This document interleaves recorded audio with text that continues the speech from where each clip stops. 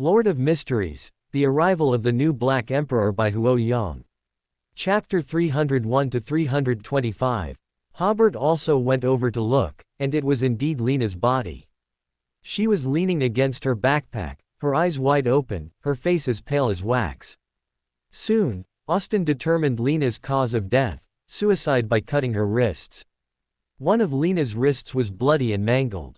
The dagger she used to cut her own wrist lay on her body, and a pool of fresh blood lay beneath her, as if all the blood in her body had flowed out. With her other hand, stained with her own blood, she wrote a short phrase on the tent. Because it was written so sloppily, it took Hobert a long time to make it out. Lena had written, "The curse in the dream." Hobert and Austin exchanged glances, neither understanding what it meant. If it was just about a curse, Hobert first thought of the Gravekeeper's curse, but what did that have to do with dreams? Was the Gravekeeper's curse in a dream? Or was this a hint Lena was giving her teammates? Since Lena committed suicide, was it because of the monster in that oil painting again? No matter what, Lena's suicide kept Hobert on alert. The Gravekeeper's curse might not be entirely a bluff. Austin lifted Lena's body, found the shovel and spade, and left the tent. Hobert, on the other hand, carefully examined Lena's body, then injected his spirituality into the psychic wine glass, attempting to perform a telepath ritual. However, Lena had clearly been dead for over an hour. Her spirituality was already very thin, making a telepath ritual impossible. Hobert got up and quickly walked towards the Sequence 8 Beander who had just been killed by Pete. Although more than 15 minutes had passed since this Sequence 8 Beander's death, a telepath ritual could still be performed. The whites of Hobert's eyes disappeared as he grasped the other party's spirituality. He once again entered the world of gray fog during the telepath ritual. Before him was the blurred figure of the Sequence 8 Beander. Hobert asked, "Lena's death. Lena's death. ... After silently repeating it 7 times, a scene appeared in the gray fog. Lena stumbled out of the tomb passage, and her companions carried her into the tent. Although she was injured, one shot would hardly kill a Sequence 7 Beander. Lena leaned against her backpack, calmly reporting the situation in the tomb passage to the Guardian. The scene changed. When the tent was opened again, Lena was already dead by suicide, her eyes wide open. The telepath ritual scene disappeared, and Hobert's vision was once again obscured by gray fog. He recalled the scene he had just witnessed, which meant that Lena's companions also didn't know when or why she committed suicide. The other party's spirituality was already very faint, so Hobert quickly asked the second question, "What organization are you from? What organization are you from?" Judging by the skilled cooperation among the 8 of them, they must have come from a certain extraordinary organization, not just a temporary group of Beyonders. After silently repeating it 7 times, a new scene appeared before Hobert's eyes, but this time the scene was very blurry, showing only a vague figure. Hobert couldn't make out the other person's appearance, only hearing them say, "Welcome to the Intersea Mutual Aid Society. Our aim is mutual assistance among wild Beyonders. Of course, we are not a charity organization. We also plunder the resources and property of other organizations, and if conditions permit, we will even raid the property of the ruined government. That's right, entrusting taxes to those fat-bellied politicians is a disaster. Instead of letting them secretly line their own pockets, it's better to use it to buy extraordinary materials and potion formulas for us." The scene shattered, and the Sequence 8 Beander's spirituality completely dissipated. Hobert automatically exited the telepath ritual. Intersea Mutual Aid Society. Hobert shook his head, wondering if he was really a bane of evil. How did digging a grave get him involved with another terrifying organization in ruin? Hobert also recalled that the 8 Beyonders just now were basically of the warrior and hunter paths, which perfectly matched their Forsac Empire background. As for the undead mentor, Hobert remembered that among the Judgment Group members he killed, there was also a telepath. Perhaps they all obtained their potion formulas from the War God Church. After all, the Death Path and the Twilight Giant Path are also adjacent paths. Austin over there asked while digging the pit, "Did you get any clues?" He could, of course, tell that Hobert had just been performing a telepath ritual. Now, even if Hobert said he could build a train, Austin wouldn't be surprised. Hobert didn't hide anything. They are from the Intersea Mutual Aid Society. The shovel in Austin's hand nearly slipped. Clearly he knew about the Intersea Mutual Aid Society and also knew he had gotten himself into big trouble. But after a few seconds of pause, he returned to normal. "I didn't hear clearly just now, and I don't care where they came from. For a while, I will honestly stay in Backland. No, I will stay in Backland for the rest of my life." If he didn't have bad habits like gambling and didn't plan to advance, the gains from this grave digging would be enough for the rest of his life. If it were an acquaintance, like Hugh or Furs, reacting similarly to Austin, Hobert would definitely tell her again that the people they just drove away were from the Intersea Mutual Aid Society. If the other party pretended to be deaf, he would even write it down and show it to them. It must be said that Austin's choice was correct. The main forces of the Intersea Mutual Aid Society are in Johni County and Ahawa County. As long as he stays in Backland, they wouldn't dare to openly retaliate. Austin continued to dig the pit. "I'm curious, I've been paying attention to Lena's every move. How did she contact her companions?" Undead. Regarding this point, Hobert understood it after learning that one of Lena's companions was an undead mentor. Both sides must have communicated through the undead. For example, when Lena was using Spiritism to command spirits to explore the tomb door and passage under the pool, she also commanded a spirit to transmit this message to the undead mentor nearby, thus completing the communication. This also explains why the first wave of Beyonders who raided the camp was led by the undead mentor. For another example, when Lena was captured by Yu, she also used a spirit to inform the undead mentor on the ground of her situation, and only then did the Guardian provide precise support under the guidance of the undead mentor. Austin nodded, connecting these details together as well. At this moment in the tomb chamber, Roy and two mercenary members had already packed up all their gains. As they prepared to leave the tomb chamber, Roy glanced at the candle Hobert had lit in a corner of the tomb chamber. Only a small stub remained. Roy didn't bother with that small stub of candle and was the last to leave the tomb chamber. The tomb chamber once again fell into silence and dimness, with only the candle in the corner flickering, providing a tiny bit of light in the tomb chamber. Suddenly, the candlelight flared up with a whoosh, and its color changed to a horrifying green. Roy and the other two returned to the surface, where they buried their three companions on the spot, taking only some food and water, as well as their gains from the grave robbing. All their equipment was left behind, and they began their journey back that very night. After walking for over an hour, they arrived at the location where they had previously parked the carriage.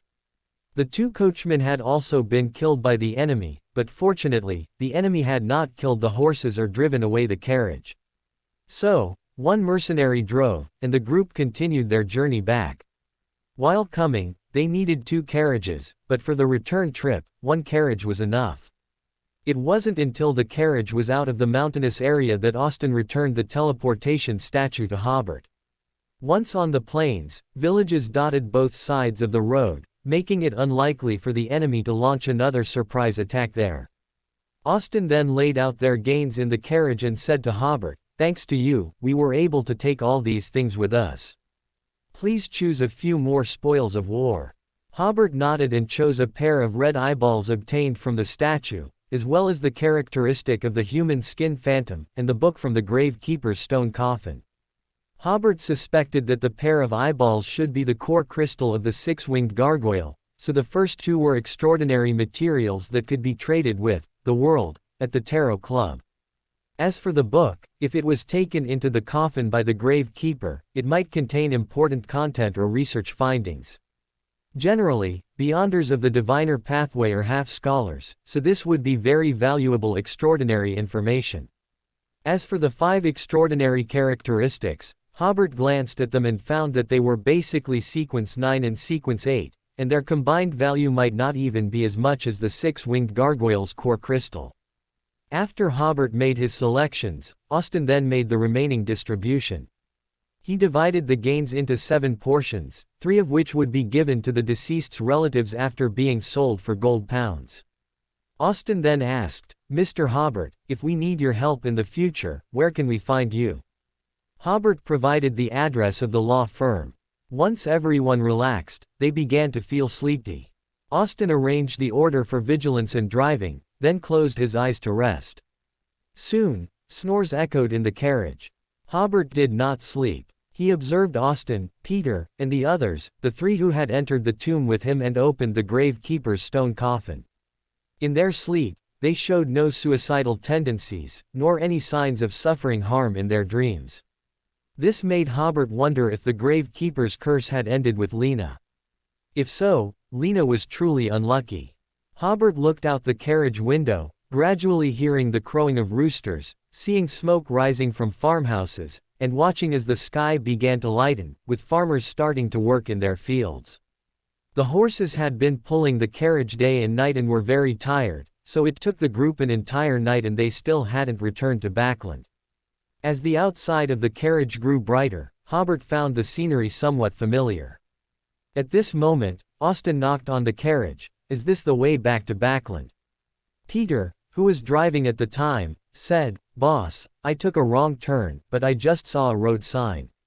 This way also leads back to Backland."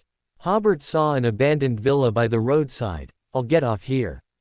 Austin paused, then knocked on the carriage again, telling Peter to stop. Hobert, carrying the oil painting covered in black cloth, got out of the carriage with his personal belongings. In a corner by the roadside, he infused his spirituality into the newly acquired necklace. This necklace possessed some of the abilities of a faceless man. It could change one's appearance to that of another person, use paper figurine substitute, perform divination, and create simple illusions. Hobert was not yet clear on the specific negative effects, but based on his spiritual perception, the negative effects were not too severe. He used the necklace's ability to transform into Peter's likeness and approached the abandoned villa he had just seen. This was Henry's family villa, a case Hobert had taken on when he was Sequence 9. In this case, he had obtained the teleportation statue and established a cooperative relationship with the Night Watcher squad. Now, this ownerless villa had become somewhat dilapidated. The police tape was still there, but the doorframe of the villa was still empty, and the house was filled with desolation. It was likely that this villa would remain abandoned, as people had died there, making it unlikely for anyone to buy it. At this moment, Hobert's spirituality sensed someone coming out of the villa behind him. He still remembered that the owner of that villa was Mr. Polly. Indeed, Mr. Polly's voice sounded from behind. "Young man, are you also looking for the owner of this villa?" Hobert was taken aback, also. He turned around and smiled slightly. "Hello, old man. Yes, I am a distant relative of their family. We haven't been in contact for a long time, and I happened to be passing by, so I came to take a look." "Have they moved?" Polly sighed. "They all died." Then Mr. Polly began to recount the process of discovering Henry's family's bodies. Perhaps because of the non-disclosure agreement, Mr. Polly only gave a general account, omitting some details that sounded like ghost stories. Hobert saw that the time was right and asked, "Has anyone else come looking for them?" "Yes, some time ago, someone came looking for the Henry family and asked me about their situation." Hobert immediately thought, could it be someone from the Solomon family? He asked, "What did he generally look like? How old was he? I might know him too." He looked quite old, with gray hair and beard, as if he had been traveling all the time, but he looked very healthy, walking as fast as the wind. Hobert pondered, then took out the paper and pen he carried. Did he look like this? He began to draw the mad mage who had taken an order wood from Tingen City. In an era when photography was not yet widespread, art was a compulsory subject in universities and grammar schools, and almost everyone who had studied for a few years could sketch a few strokes. Hobert was no exception. Without the aid of a ritual, although his portrait lacked artistic flair and the realism of a photograph, he still managed to capture the mad mage's weathered appearance and the dusty, travel-worn feeling about him. Before he even finished drawing, Polly said, "Yes, yes, that's the old man. You really do know him." Hobert smiled. "Yes, I know him. Did he say anything else when he left?" Polly took out his pipe, filled it with tobacco, and recalled. "He said some strange things, like how the family was doing, and that he sensed some incoordination, and that the source of this incoordination came from Backland, and so on." Hobert nodded. "Thank you for the information." He planned to stay home and in his office for the next few days, not running around randomly, to avoid being found as the source of incoordination by a certain mad mage. Hobert found an empty corner and used travel to return to his bedroom in Queen's District. Back in his familiar environment, Hobert finally let out a sigh of relief. It was still early morning, the kitchen was already bustling, but Christine had not yet woken up. Hobert first placed the oil painting beside his desk, then changed his clothes, took a shower, and prepared for a good, long nap. As soon as he lay down, he instinctively began to review yesterday's battle, and he was quite satisfied with his performance. However, the coordination of his extraordinary abilities still needed improvement. 3 of the magical items were used in actual combat for the first time yesterday, and he wasn't very proficient with them. If he had some prior experience, he might have been able to take down a sequence 6 yesterday. For example, the power of the underworld gate exceeded Hobert's imagination. It was a match made in heaven, when combined with the Tang blade. But the speed at which the underworld gate consumed spirituality also far exceeded Hobert's expectations. Also, the ability of the psychic wineglass to summon 2 undead assistants needed to be prioritized soon. If he could summon 2 powerful assistants, yesterday's battle wouldn't have been so passive. Furthermore, the accumulation of record from the Traveler's Blade. Recording a few more abilities from Sequence 5 and Sequence 6 would also achieve unexpected effects. As he pondered, the somewhat weary Hobert felt himself gradually drifting off to sleep. Just as he was about to fall asleep, he suddenly felt a swollen sensation in his lower abdomen, like an urgent need to urinate. Hobert turned over, but the urge to urinate didn't subside. Annoyed, he got up, and as he was about to head to the restroom, he suddenly noticed the oil painting standing at the foot of his bed. Hobert was startled. He distinctly remembered placing the oil painting next to his desk. He then calmed down and went to the restroom, but he didn't urinate much. Hobert understood. The sudden urge to urinate was a warning from his spirituality. He could imagine that if he had truly fallen asleep and entered the dream world, something unpredictable would surely have happened. After a brief thought, Hobert knocked on Christine's door. When in doubt, find the strong one. When in trouble, find the strong one. Christine had just finished dressing.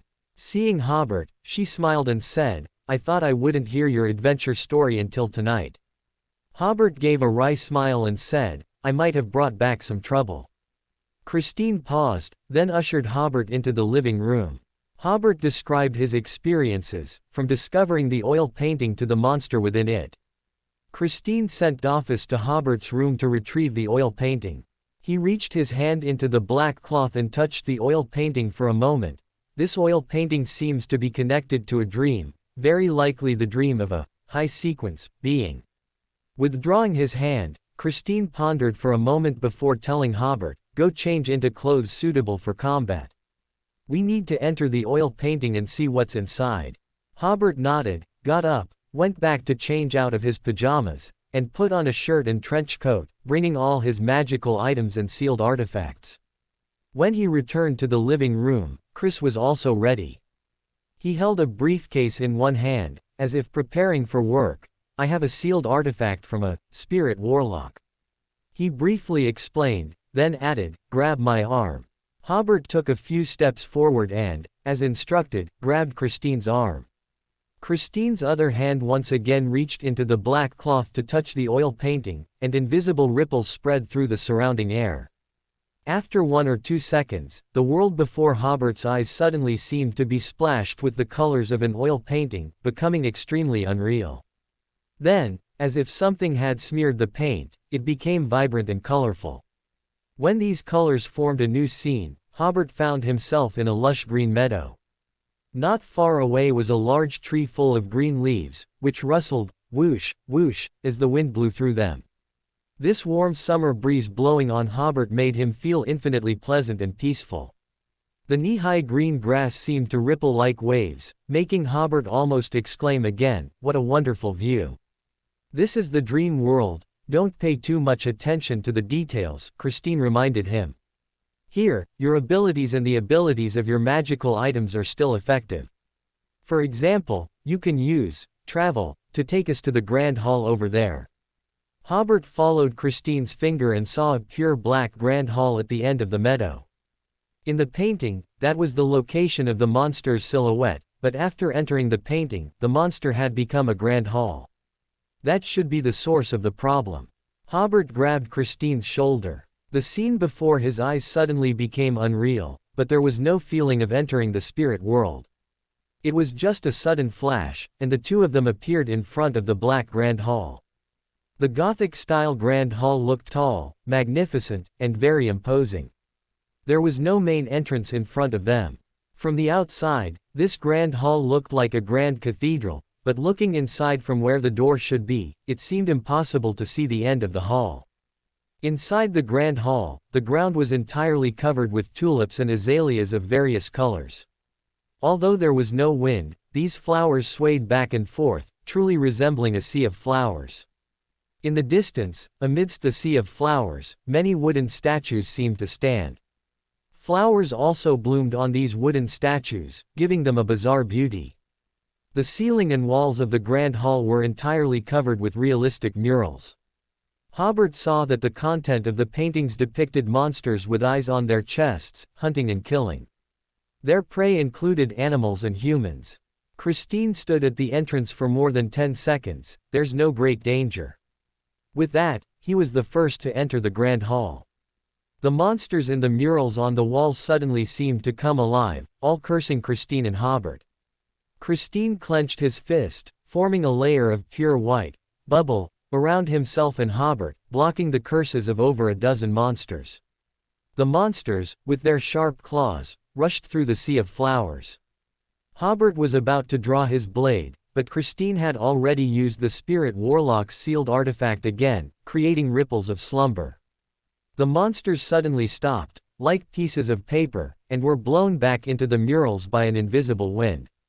Christine explained, "They are not real monsters, they should be the impressions of these monsters by the owner of this dream."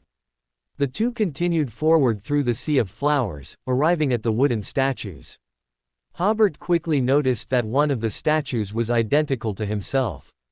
There were also wooden statues of Austin, Pete, and others, as well as enemies like the Guardian.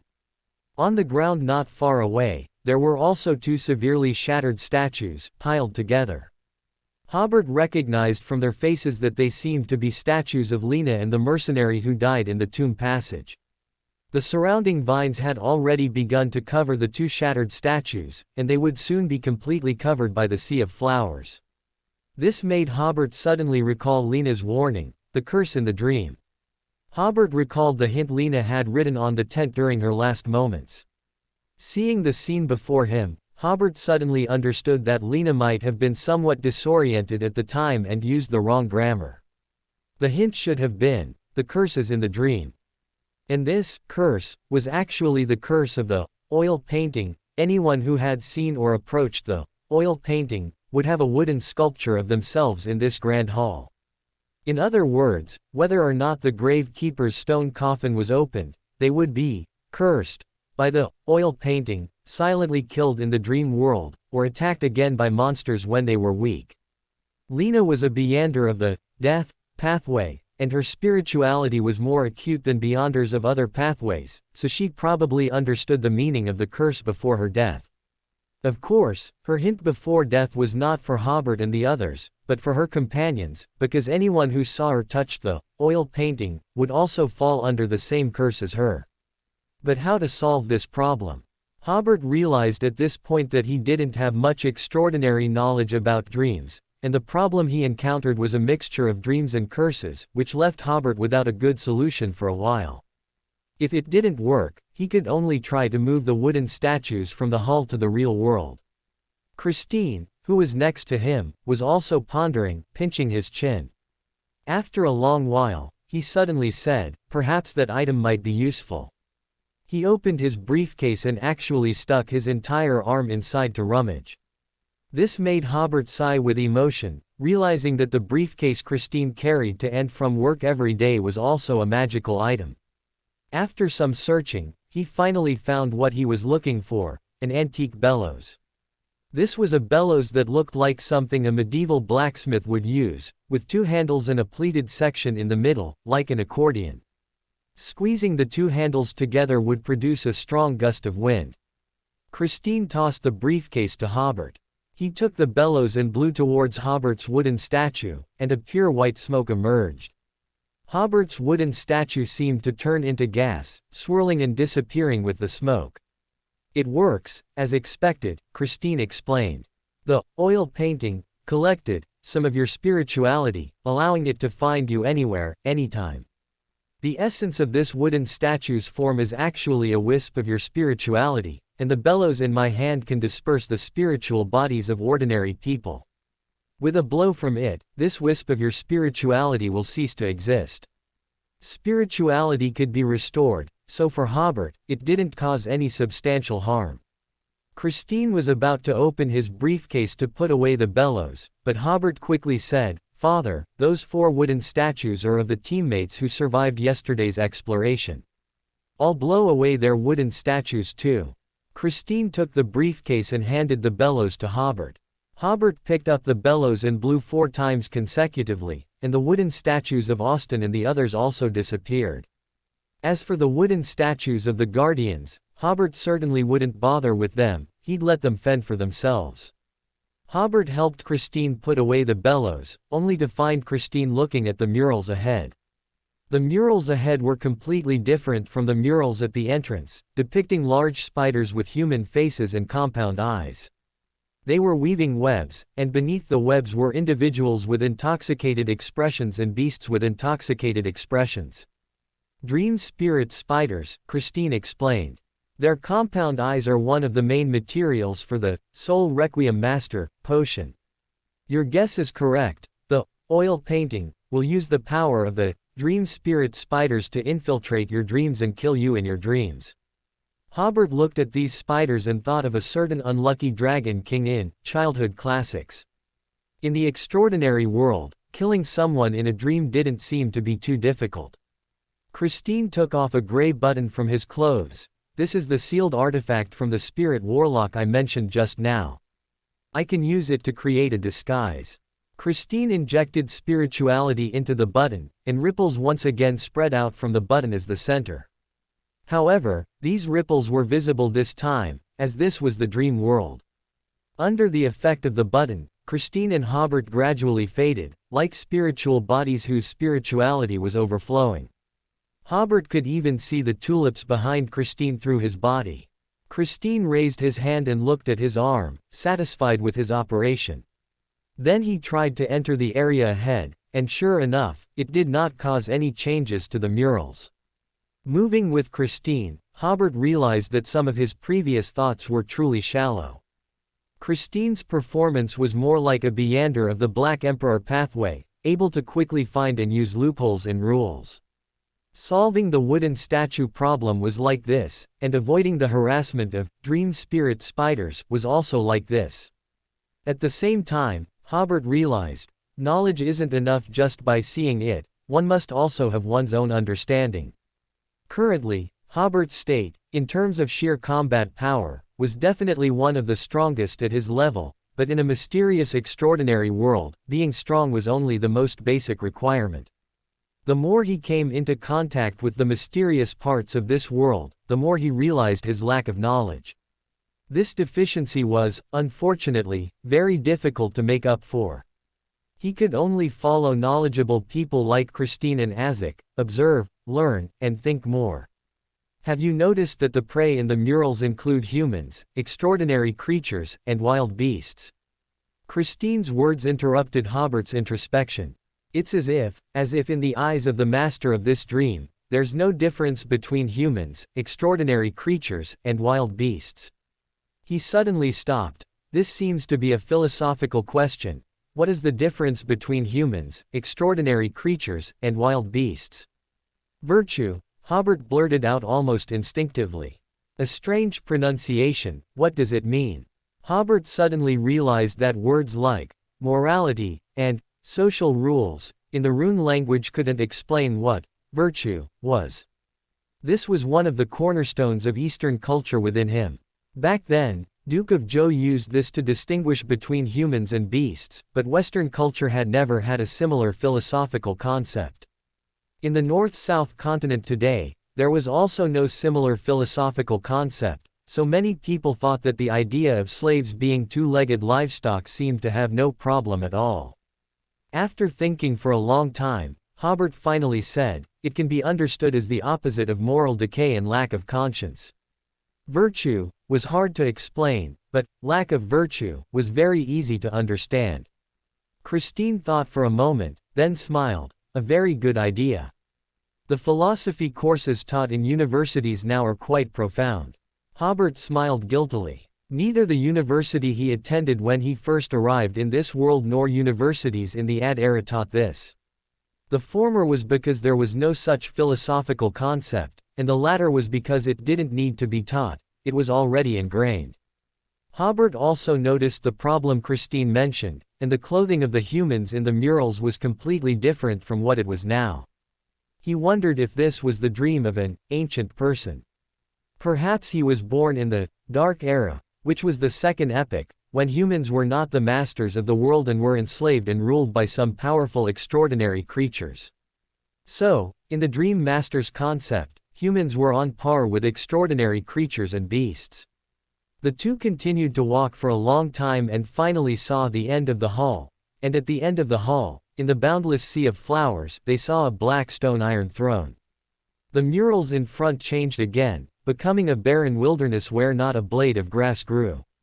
Demons with curved goat horns on their heads were gnawing at the prey in their hands, blood flowing down the corners of their mouths, looking particularly ferocious. Some demons were watching their prey fight and kill with great interest, taking pleasure in it. Christine touched the ring on her ring finger. These demons are likely to detect our disguise. Even if these demons are just the Dream Masters, impressions, or projections, if they come out of the murals, their sheer number will be very difficult to deal with. Hobert pondered for a moment. I keep hypnosis them with the psychological spoon. I wonder if it will work.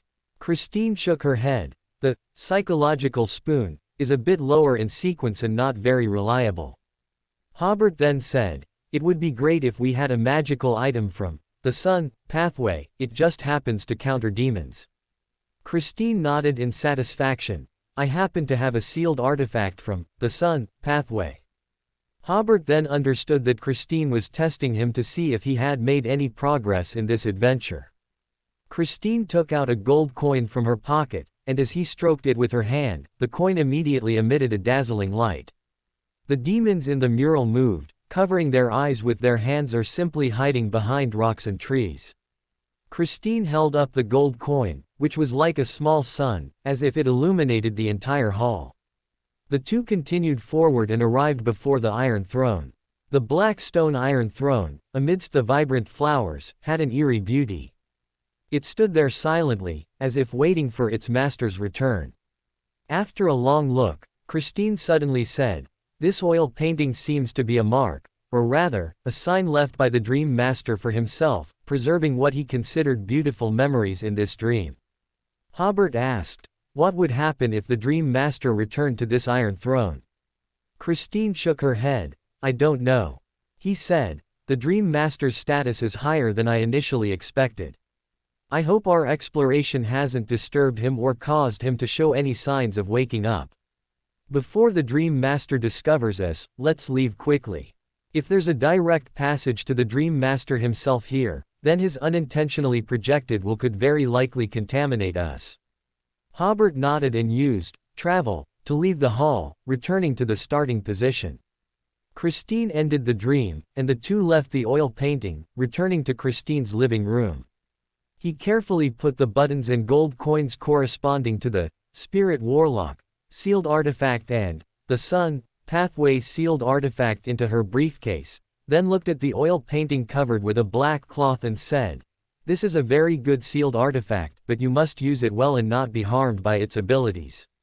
Perhaps you can find the Church of the Night Goddess or that ferryman you know and ask them to help you seal it again." The ferryman, in Christine's mouth, referred to Mr. Azek. Okay. Hobert already had a plan. Then, under the care of Christine and Dofus, Hobert returned to his room, relaxed his spirituality, and soon fell asleep, without encountering any curses or attacks from the dream. Christine waited until after 10 o'clock before going to work, while Hobert slept straight through until after 1 in the afternoon. After getting up and having some lunch, Hobert carried the oil painting and used travel to the rental house on Blanca Street. Hobert looked at the bedroom on Blanca Street and sighed at how convenient travel was, otherwise, he would have to take a carriage for over an hour to get there. Drawing the curtains and lighting a candle on the desk, Hobert sacrificed the oil painting and the newly acquired necklace to the country of disorder. Sitting on the Iron Throne, Hobert first held the necklace in his hand, and by using the authority of the country of disorder, he immediately knew the necklace's abilities and negative effects. Hobert had already sensed the abilities: can transform into another person, sequence 6 level diviner, paper substitute, can only be used once every 10 minutes, create illusions. The negative effects were: long-term wear will unconsciously lead to the adoption of others' habitual actions, verbal habits, etc., which will gradually change one's personality to become more and more like others, leading to self-loss and loss of self. One will involuntarily revere fate, believing that everything is a predetermined outcome arranged by fate, thus becoming passive and lacking any positive emotions. Hobert suspected that the Beander who provided the extraordinary characteristic for this magical item either didn't know the acting method at all, or he completely misunderstood the direction of his acting. The point about excessive reverence for fate clearly showed a lack of true understanding of the meaning of diviner, and the point about loss of self clearly indicated a failure to grasp the core elements of acting as a faceless man. Overall, the negative effects of this necklace were not too severe, because long-term wear generally refers to wearing it for years, and the negative effects might only appear after 1 or 2 years. Even with controlled wear, such as wearing it for 2 hours and resting for 2 hours, these negative effects could not be avoided. From the first time it was worn, it was considered part of the long-term wear process. Controlled wear could only prolong the time it took for the negative effects to appear. Wearing it for an hour or 2 and resting for a month or 2 might effectively avoid the negative effects, but in that case, what would be the use of this necklace? So Hobert summoned a surging power of order to wrap the necklace. After his resealing, although the negative effects did not change much, wearing it for a cumulative 12 hours and resting for 3 hours could effectively avoid the negative effects. Hobert named the necklace the Faceless Man Necklace, and officially inducted it into his magical item army. Next, he took the oil painting, and by using the authority of the country of disorder, he also understood the oil painting's abilities and negative effects. The ability was, as long as one sees the monster in the painting, even without seeing it clearly, as long as one's gaze touches it, it will immediately leap out of the painting, curse the person who saw it, and try every means, or take advantage of the other party's weakness or sleep, to kill them. Within 3 meters of it, one will be marked by it, have their dream invaded by it, and suffer an unfortunate end. Welcome to Fanfic Audiobook, your go-to place for immersive audiobooks. If you enjoy the content, don't forget to like the video and subscribe to our channel for more amazing stories. And please support the author by link in description. The negative effect of the oil painting is, the holder will irreversibly fall into the world of dreams. He will become increasingly sleepy, always dreaming about the contents of the oil painting, until all the dreams connect, and the holder will become part of the oil painting. Hobert withdrew his spirituality. Both the abilities and the negative effects could easily harm innocent people, so it definitely needed to be resealed. He then summoned surging power of order and wrapped the oil painting with it. As long as one didn't enter the grand hall within the oil painting, the dream's master wouldn't be disturbed. Within the power of order's embrace, the grass in the oil painting swayed back and forth like ocean waves.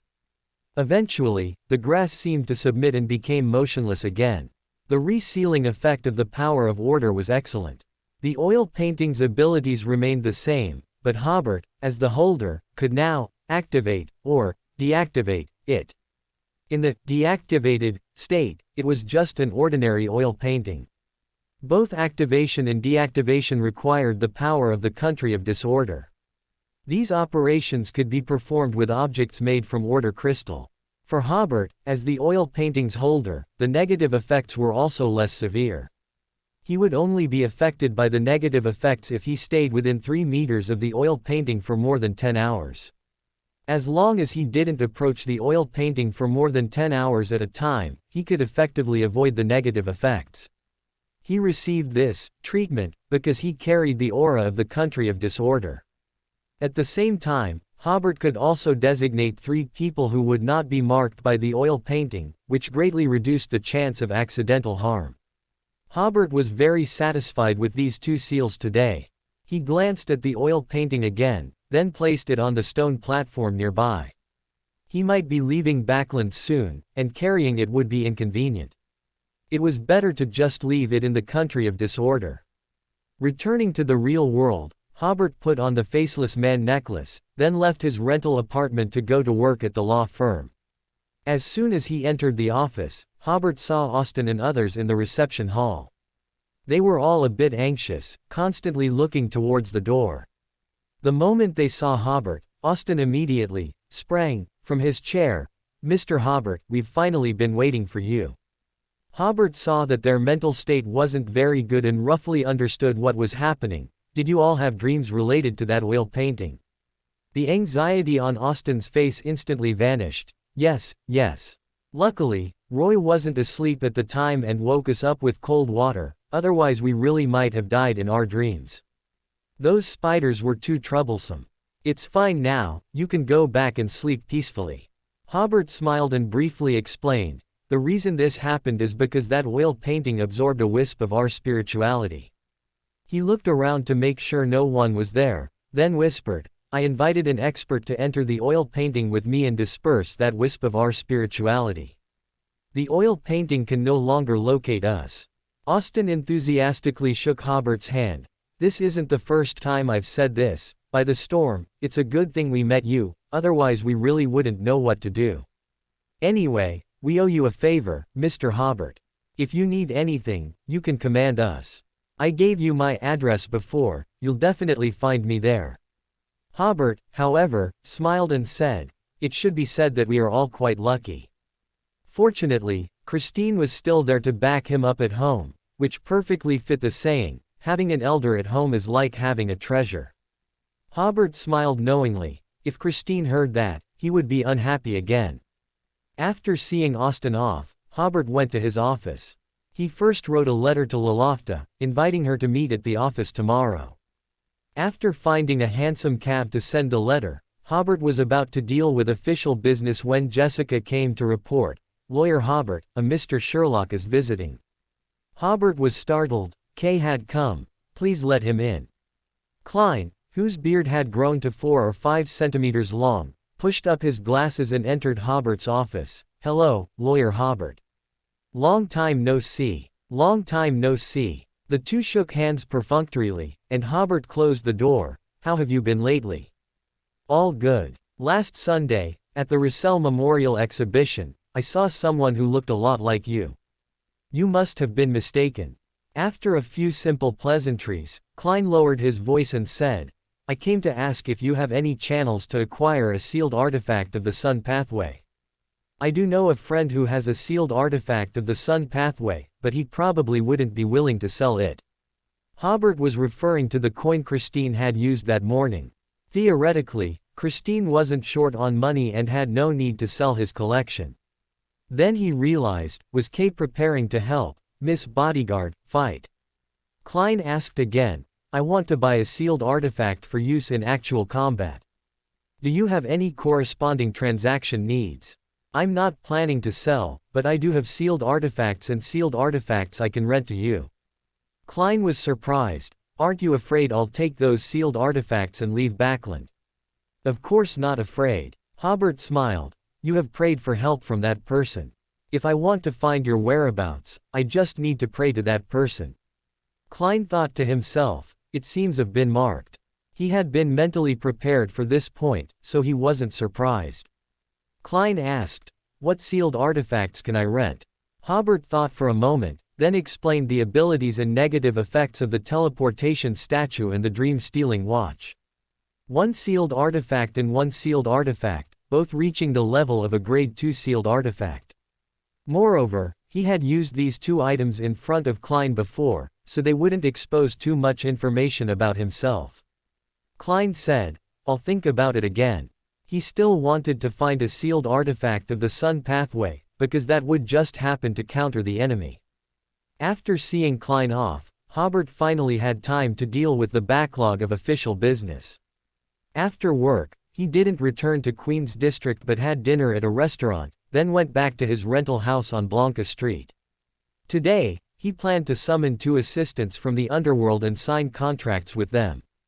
In future battles, they would surely become his aid.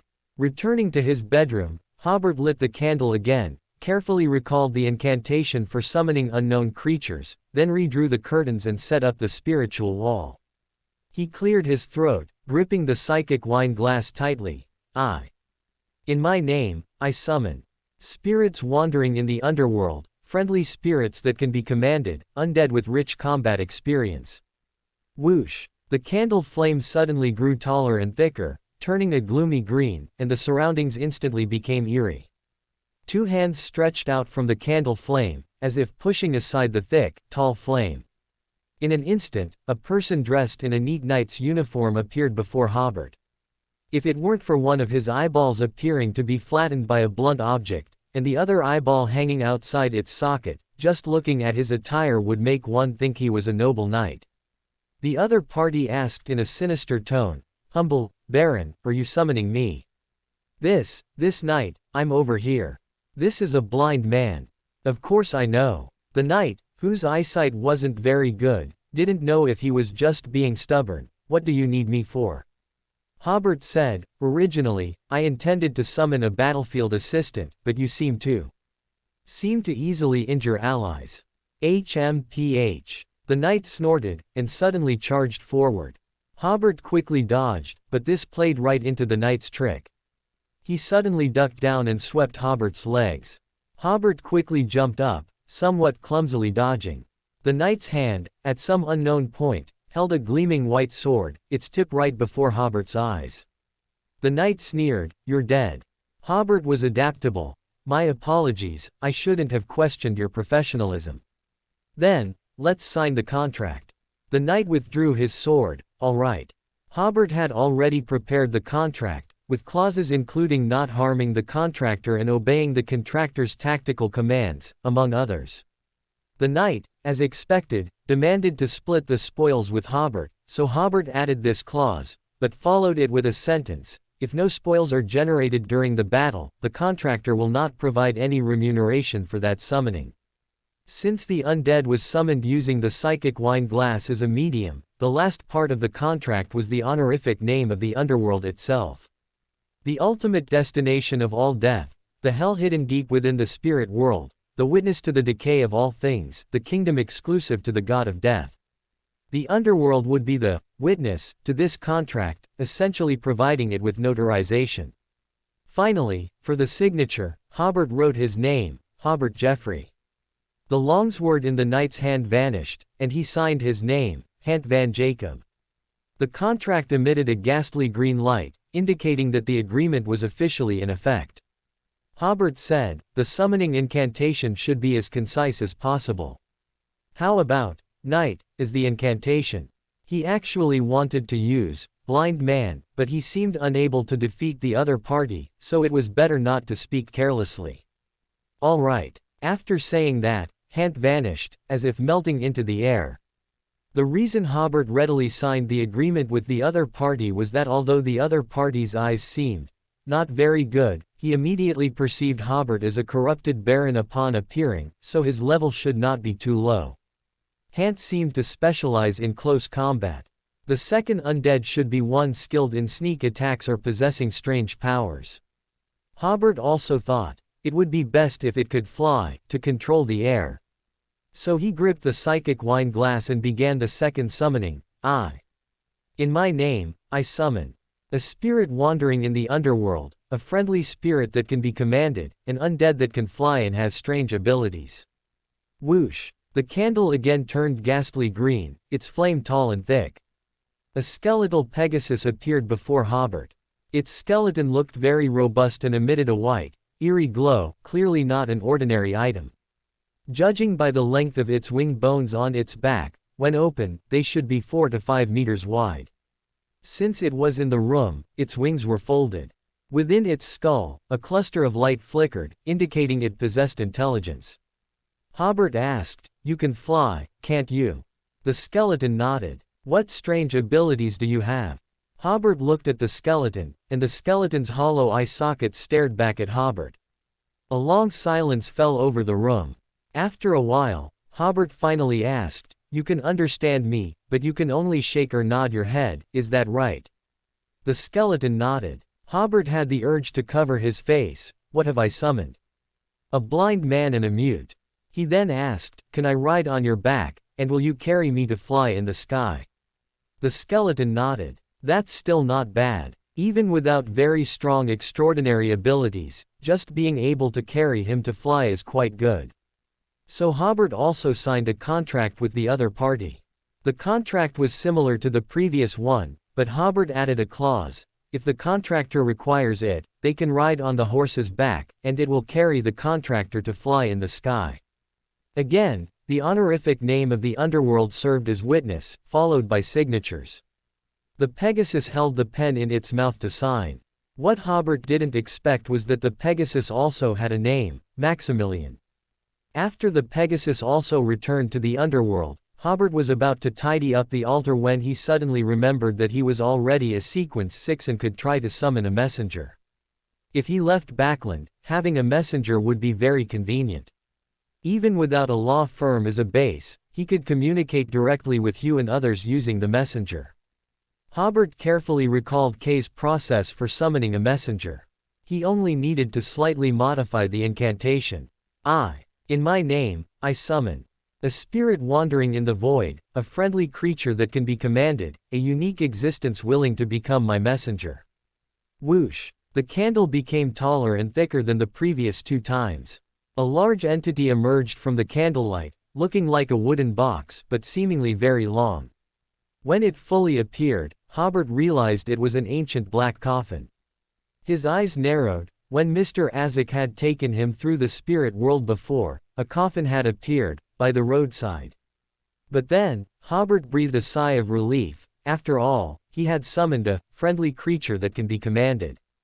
The wood of the coffin looked very thick and sturdy, and its style was ancient.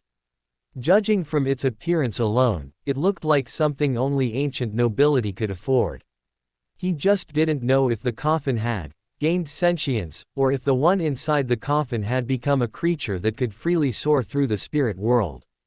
After the coffin emerged horizontally from the candlelight, it stood upright, and a muffled voice came from within. "Are you summoning me?" It sounded like a female voice. Hobert nodded. "Yes, are you willing to sign a contract and become my messenger?" I apologize, I have no intention of offending, I'm just curious. If I need you to deliver a letter, where should I put the letter? After all, a coffin has no hands. Unexpectedly, the other party replied, "You can slip it through the gap in the coffin." Hobert was momentarily speechless, feeling as if he was doing something disrespectful to the deceased. The other party continued, "I can become your messenger, on the condition that the reward for each delivery is 3 donuts. What a strange reward. Hobert said, "That's fine, but I'm still curious, how do I give you the donuts?" Creak. One side of the coffin opened a crack, and a fair, slender hand reached out. A jade bracelet adorned its wrist, clearly a valuable item. "You can hand it directly to me. Then let's sign the contract." Hobert took out paper and pen from the drawer and quickly wrote down several clauses, roughly stating that the contractor must not be harmed, letters must not be secretly read, letters must not be discarded, and letters must be delivered as quickly as possible, and so on. Hobert also added the messenger's requested reward. As for the honorific name required for notarization, Hobert had originally intended to use the honorific name of the spirit world, but he suddenly realized that he did not know the honorific name of the spirit world. In the future, he could ask the fool to be a witness, but not yet. The fool's control over the spirit world was still very weak. So he changed to the honorific name of Red Light, El Moria, the never-fading light of the spirit world. The embodiment of endless knowledge. The red of authority and will. When signing, the hand from inside the coffin reached out again and wrote, Beverly Hezer Tudor. Hobert was stunned. Had he summoned Christine's old aunt? Hobert didn't recognize his relative. After the contract took effect, he asked, We met in the spirit world before, didn't we? Or rather, it seems you were waiting for me in the spirit world. That's right, Beverly said. I can sense a unique aura about you. It seems a great secret is hidden within you. So that was it. Hobert had previously thought the creature was attracted by Mr. Azek, but he hadn't expected it to be attracted by his own aura. Hobert just smiled and didn't continue the topic. He suddenly thought of another use for the messenger. If I have any combat needs, can I ask you for help as well? He just didn't know how good this Tudor family lady was at fighting. You can, Beverly said. The reward is a donut, or a section of the wood used for your staff. Just how much did she love donuts? Hobert probably understood that Beverly could sense the aura of the country of disorder on him and also detect the magical items produced by the country of disorder. After the coffin returned to the spirit world, Hobert blew out the candle, tidied his desk, sat on the edge of the bed to rest for a moment, and was about to go home when he suddenly heard a prayer from the country of disorder. Hobert immediately entered the country of disorder and saw Raft's star flickering in the pool. Spreading his spirituality over, he saw Raft in the cemetery. The grave had been dug open, and the coffin pried open. Beside a bright lantern, Raft held a wooden box containing a mutated fire rose spider and prayed to the Creator. Mysterious and great existence, I have come to con it as per your instructions and dug out the extraordinary material deeply hidden in the coffin. What should I do next? Also, I feel that my every move is being monitored. How can I get rid of them?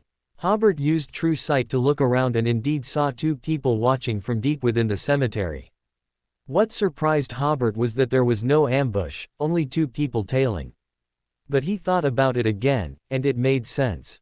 After all, this was ultimately a wild Beander organization, quite different from official organizations. With limited manpower, it was impossible to deploy heavy troops here around the clock. In Boston Cemetery, on the outskirts of Connaught City, Dissy County.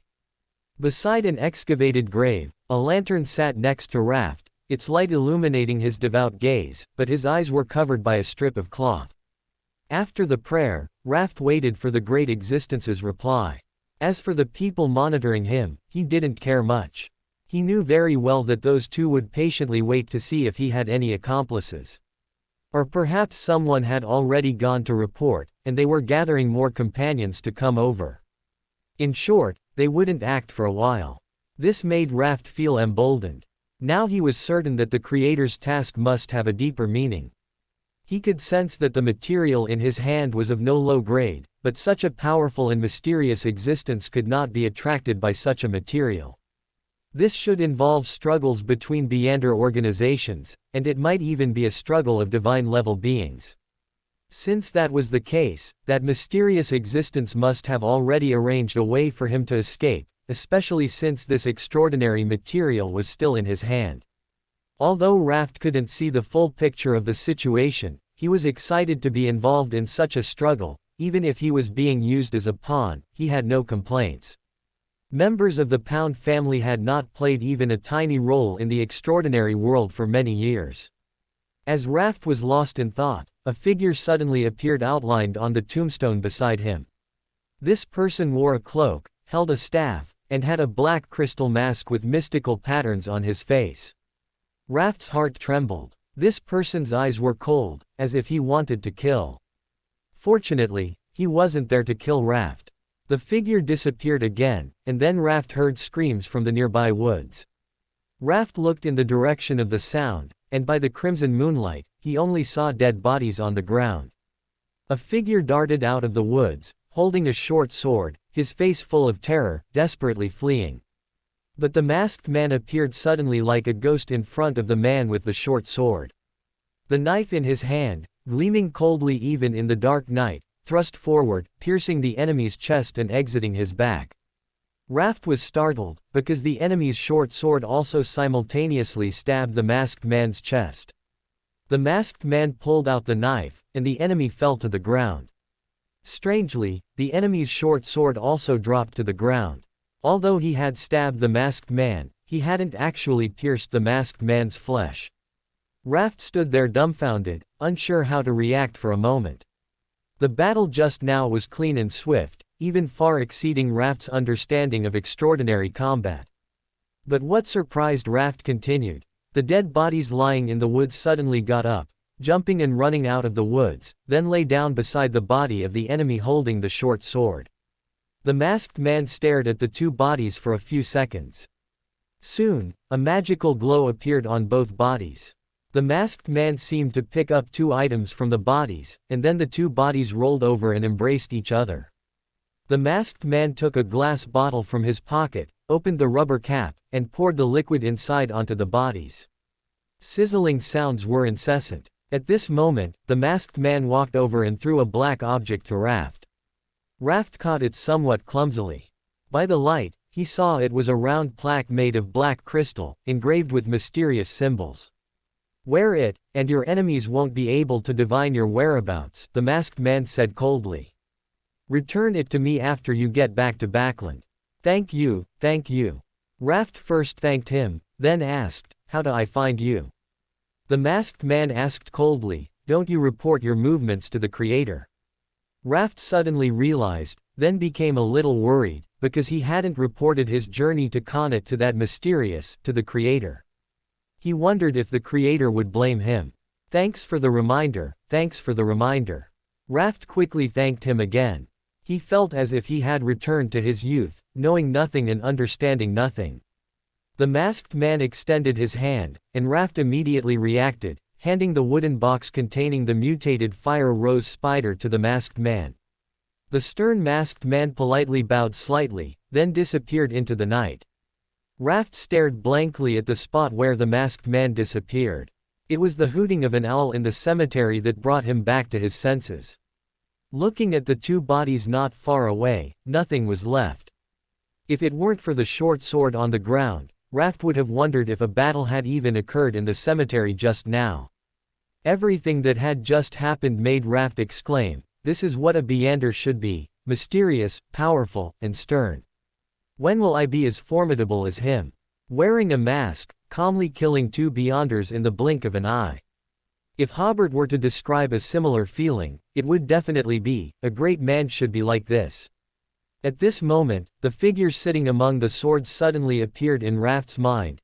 "Very good, from now on you can call me, the Creator." The majestic figure disappeared, and Raft felt a little excited inside. His efforts had been recognized by the Creator. However, he quickly calmed down, checked to make sure he hadn't left any traces, and then quickly left the cemetery. About 5 minutes after Raft left Boston Cemetery, several figures rushed over. Seeing that there was no one there, their leader ordered, "Split up and search." If the target had left the cemetery, the two people responsible for tracking and surveillance would have left a mark. However, his subordinates quickly discovered the sword dropped on the ground and the empty coffin that contained nothing. The leader took out a pendant, which was a sealed artifact with divination capabilities. After the leader's divination, the two subordinates responsible for surveillance were dead, but he could not divine who the killer was, nor could he divine the target's whereabouts. He frowned. Again, no clues can be divined. This was exactly the same as when they investigated the deaths of Bowden and others. The leader asked one of his subordinates, "Didn't you say the target didn't seem to be a high-sequence Beander?" "Yes, Judging by his physical strength when digging, he didn't seem like a high-sequence Beander. The leader almost gritted his teeth. Then why can't his tracks be divined? Backland, Blanca Street. Hobert scrutinized the mutated fire rose spider in his hand. The sequence 5 item was indeed different, looking so appealing.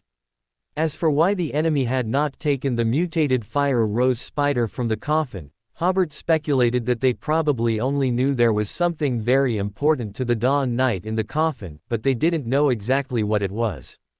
Moreover, after the Dawn Knight's death, if they rashly dug up the grave, it might attract the attention of the killers of the Dawn Knight and others, and also leave traces of digging in the cemetery, making the killers immediately realize it was a trap. The Judgment Group still attached great importance to this trap. At least one Sequence 7 and 2 Sequence 8 or Sequence 9 Beyonders were responsible for surveillance. Hobert speculated that one Sequence 8 or Sequence 9 Beyonder must have gone back to report, which was why there was only one Sequence 7 and one Sequence 8 Beyonder at the scene. For Wild Beyonders, such a lineup for surveillance was already considered a luxury lineup. After all, for them, Sequence 7 was already a core force. Even for official Beyonders, this would mean using captain-level Beyonders for surveillance. If they encountered a powerful enemy, Beyonders of this level could always escape. By common sense, such an arrangement was fine. However, when encountering Hobert, when encountering the Creator, common sense seemed a bit pale.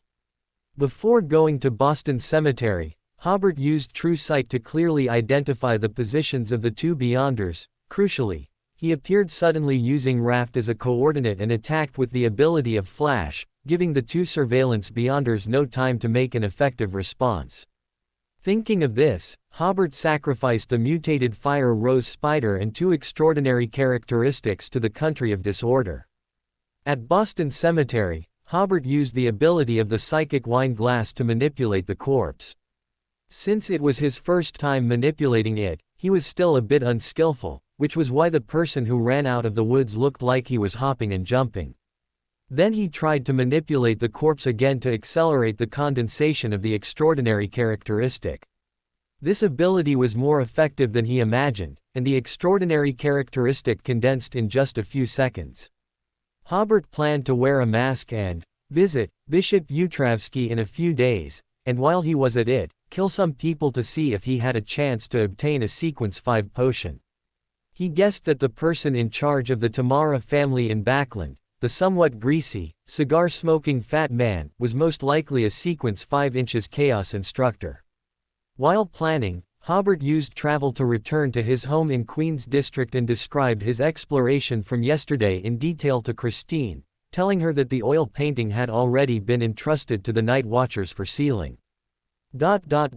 Saturday morning, Backland West District, Fenaport Kingdom Embassy.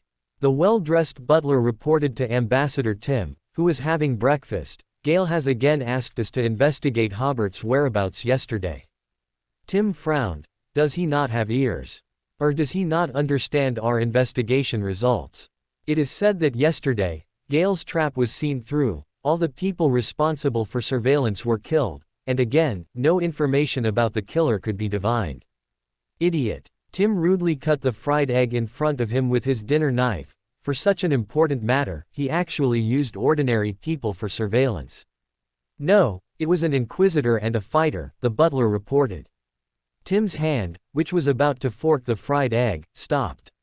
He paused for a few seconds before asking, after Gale received the news, did he not go to support immediately?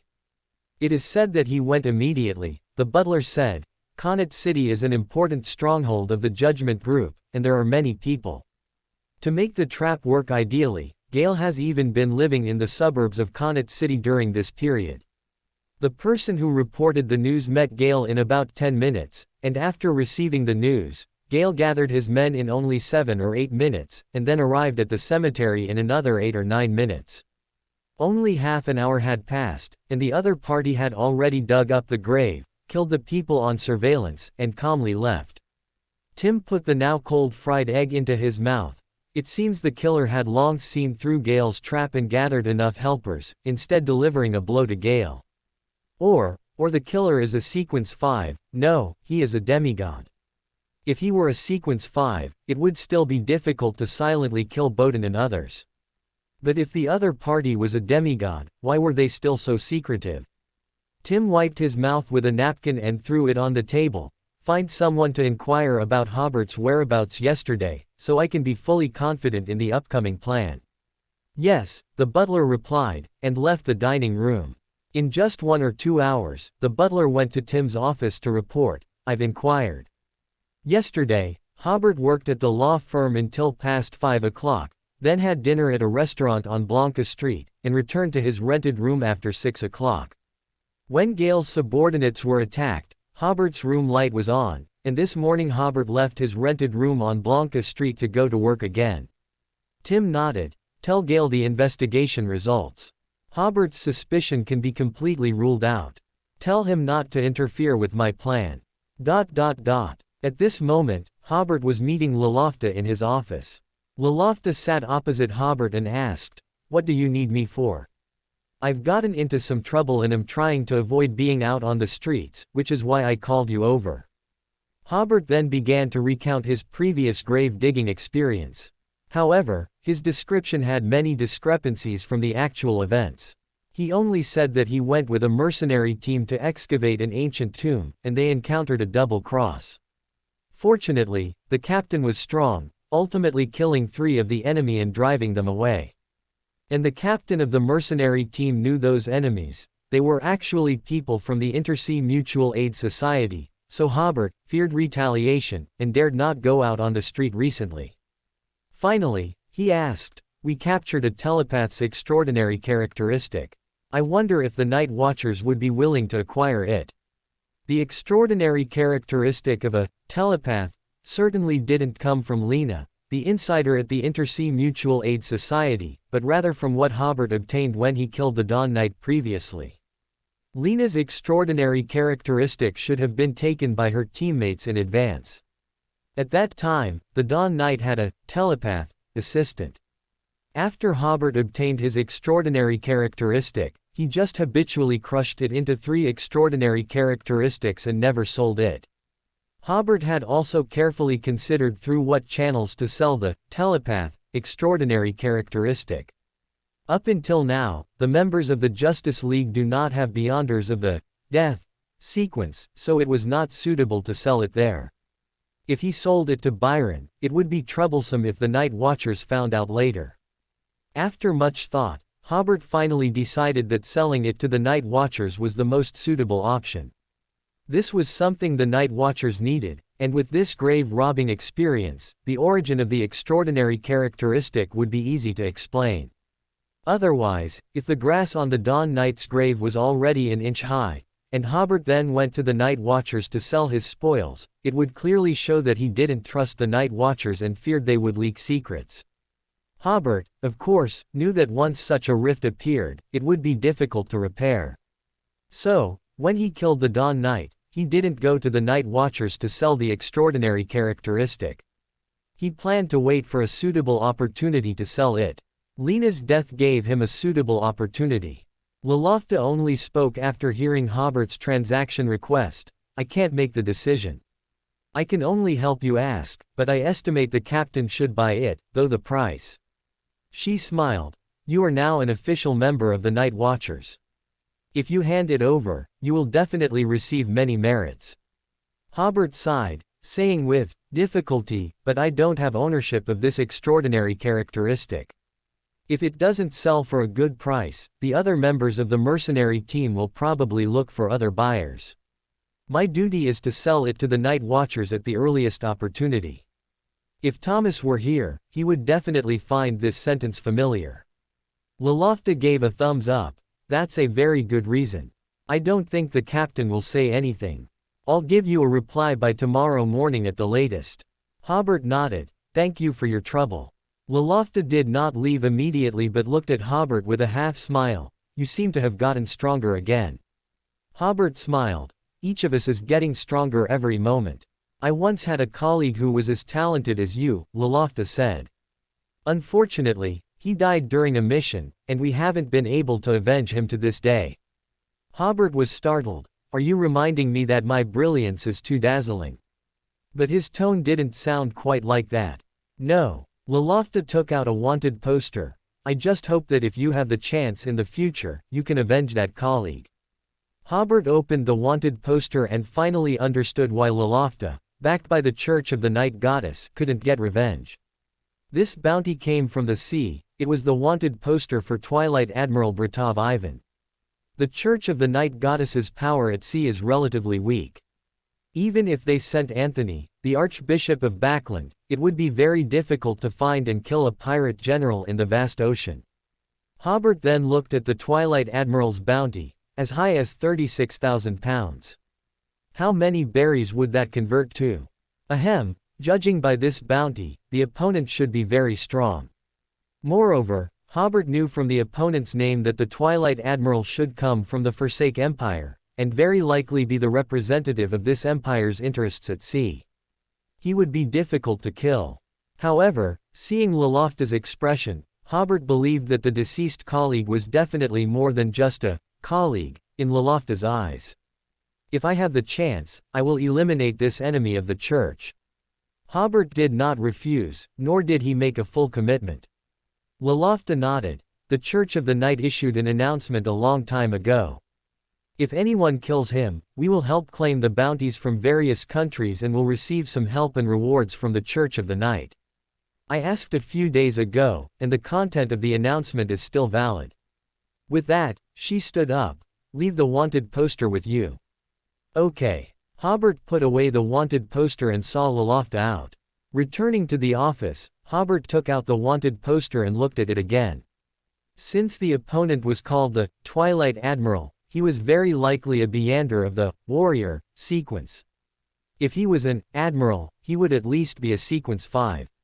Recalling the Guardian he had just fought, and the difficult-to-breach Dawn Bulwark, Hobert felt a bit annoyed. He put away the wanted poster. As he said, this commission was very arduous. He would talk about it when he had a chance to go to sea. Although Hobert was not an adventurer at sea, he was still inclined to help LotM get revenge if he had the opportunity. This feeling was somewhat like a good colleague asking for a favor. There was no reason to flat out refuse, and he would help if it was convenient. Of course, the key was that there was also a lot of money to be made. Currently, 3 countries were offering bounties for the Twilight Admiral: the Ruined Kingdom, the Forsake Empire, and the Intis Republic.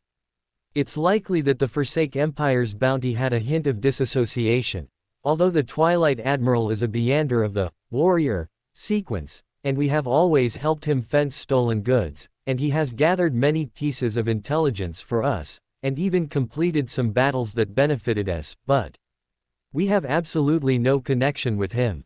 Hobert merely gave a ha-ha at the Forsake Empire's actions. Excluding the Forsake Empire's bounty, which would be difficult to claim, the bounties from the other 2 countries combined totaled £70,000. Hobert smiled. Before Sequence 5, don't even dream of such a thing. His official duties were quickly handled. Hobert wrote 4 letters, then called Jessica over. Keep these 4 letters for me for now. Jessica took the letters and saw that the envelopes were addressed to Jessica, Barton Lawyer, Hugh, and Sherlock. The envelopes for Hugh and Sherlock also had addresses written on them. Hobert instructed, if one day I suddenly don't come to work, and someone comes to investigate me, then open the letter with your name on it, and give the letter addressed to Barton Lawyer, to Barton Lawyer. Mail the other 2 letters for me according to the addresses. When mailing them, use the firm's channels, as if you are mailing letters to clients. Jessica nodded. Okay. Then she asked, are you? Hobert waved his hand. Don't ask. Even if you ask, I don't know anything. This was the truth. He then took out a wooden box. I won't be going out much recently. Please give this to Kelly for me. It contains 4 identical extraordinary materials, enough to make at least 1 extraordinary weapon. Jessica nodded again. I will pass on the message. She was still somewhat worried about Hobert, but since Hobert didn't say anything, it meant that the problem he encountered was something she couldn't help with at all, so she could only keep her worries to herself. In the afternoon, LotM and Thomas came to the firm together. Thomas, who knew more about extraordinary knowledge, would, of course, not hesitate to acquire the telepath extraordinary characteristic. Thomas's offer was generous, £1,400. He said to Hobert, if you obtain any extraordinary characteristic or sealed artifact in future explorations, you can always come to me to monetize it. I will generally give you the base price. All this money is legitimate and tax-free. You also don't have to worry about being double-crossed. Especially for extraordinary characteristics of the Corpse Collector and Warrior sequences, I will even help you get a premium. Hobert asked, do you also accept extraordinary characteristics of the Arbitrator sequence? Yes, Thomas smiled. However, according to some treaties, we will resell them to the royal family. Don't worry, we will definitely hide your information. This was another good way to fence goods. After seeing Thomas and the others off, Hobert returned to his office, feeling that his preparations to leave Backland were almost complete. Now, all that remained was to find time to put on his mask and visit the giant bishop, then cause a ruckus in Backland. However, with the travel ability, it would be even more exciting to leave Backland and then return to cause a ruckus. After work, Hobert deliberately took a handsome cab back to his home in Queen's District. For the past 2 days, he had gone to 192 Blanca Street after work, then used travel to return to Queen's District, and the next morning used travel to return to Blanca Street, from where he would go to work. By saving an hour of travel time each way, Hobert felt he had a lot more time.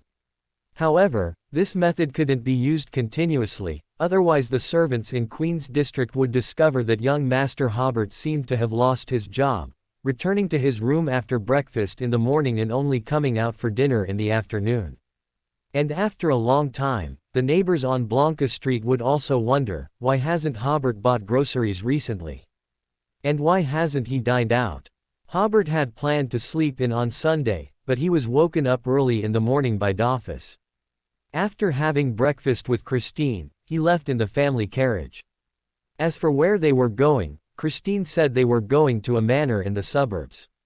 After the carriage arrived in the suburbs, the air gradually freshened, and Hobert began to enjoy the scenery outside the city. Christine, sitting across from Hobert, suddenly said, "Do you see that mountain with a large pine tree? Be natural, don't stare." Hobert saw a sizable pine tree on a nearby hill.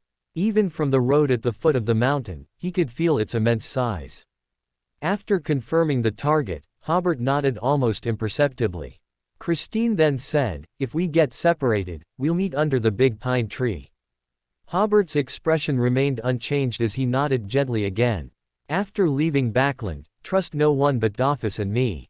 After Christine finished this instruction, she changed the subject. Hobert also seemed not to have heard the previous words, and chatted with Christine about other topics. Going to the suburban manor was just a pretense. The group stayed at the manor until the afternoon, then returned to Backland with a few barrels of aged wine and wild game hunted by the manor's servants. Back in his room, Hobert was still pondering what Christine and Dolphus were planning. It must be said that their secrecy was excellent. Hobert still had no clue whatsoever. The more he couldn't guess, the more excited Hobert became, and the more he felt that Christine must be planning something big. He completely trusted Christine. Since she was willing to let him stay, he had a certain degree of confidence in their actions. Hobert believed that he only needed to adapt to the situation when the time came, and there shouldn't be too much danger.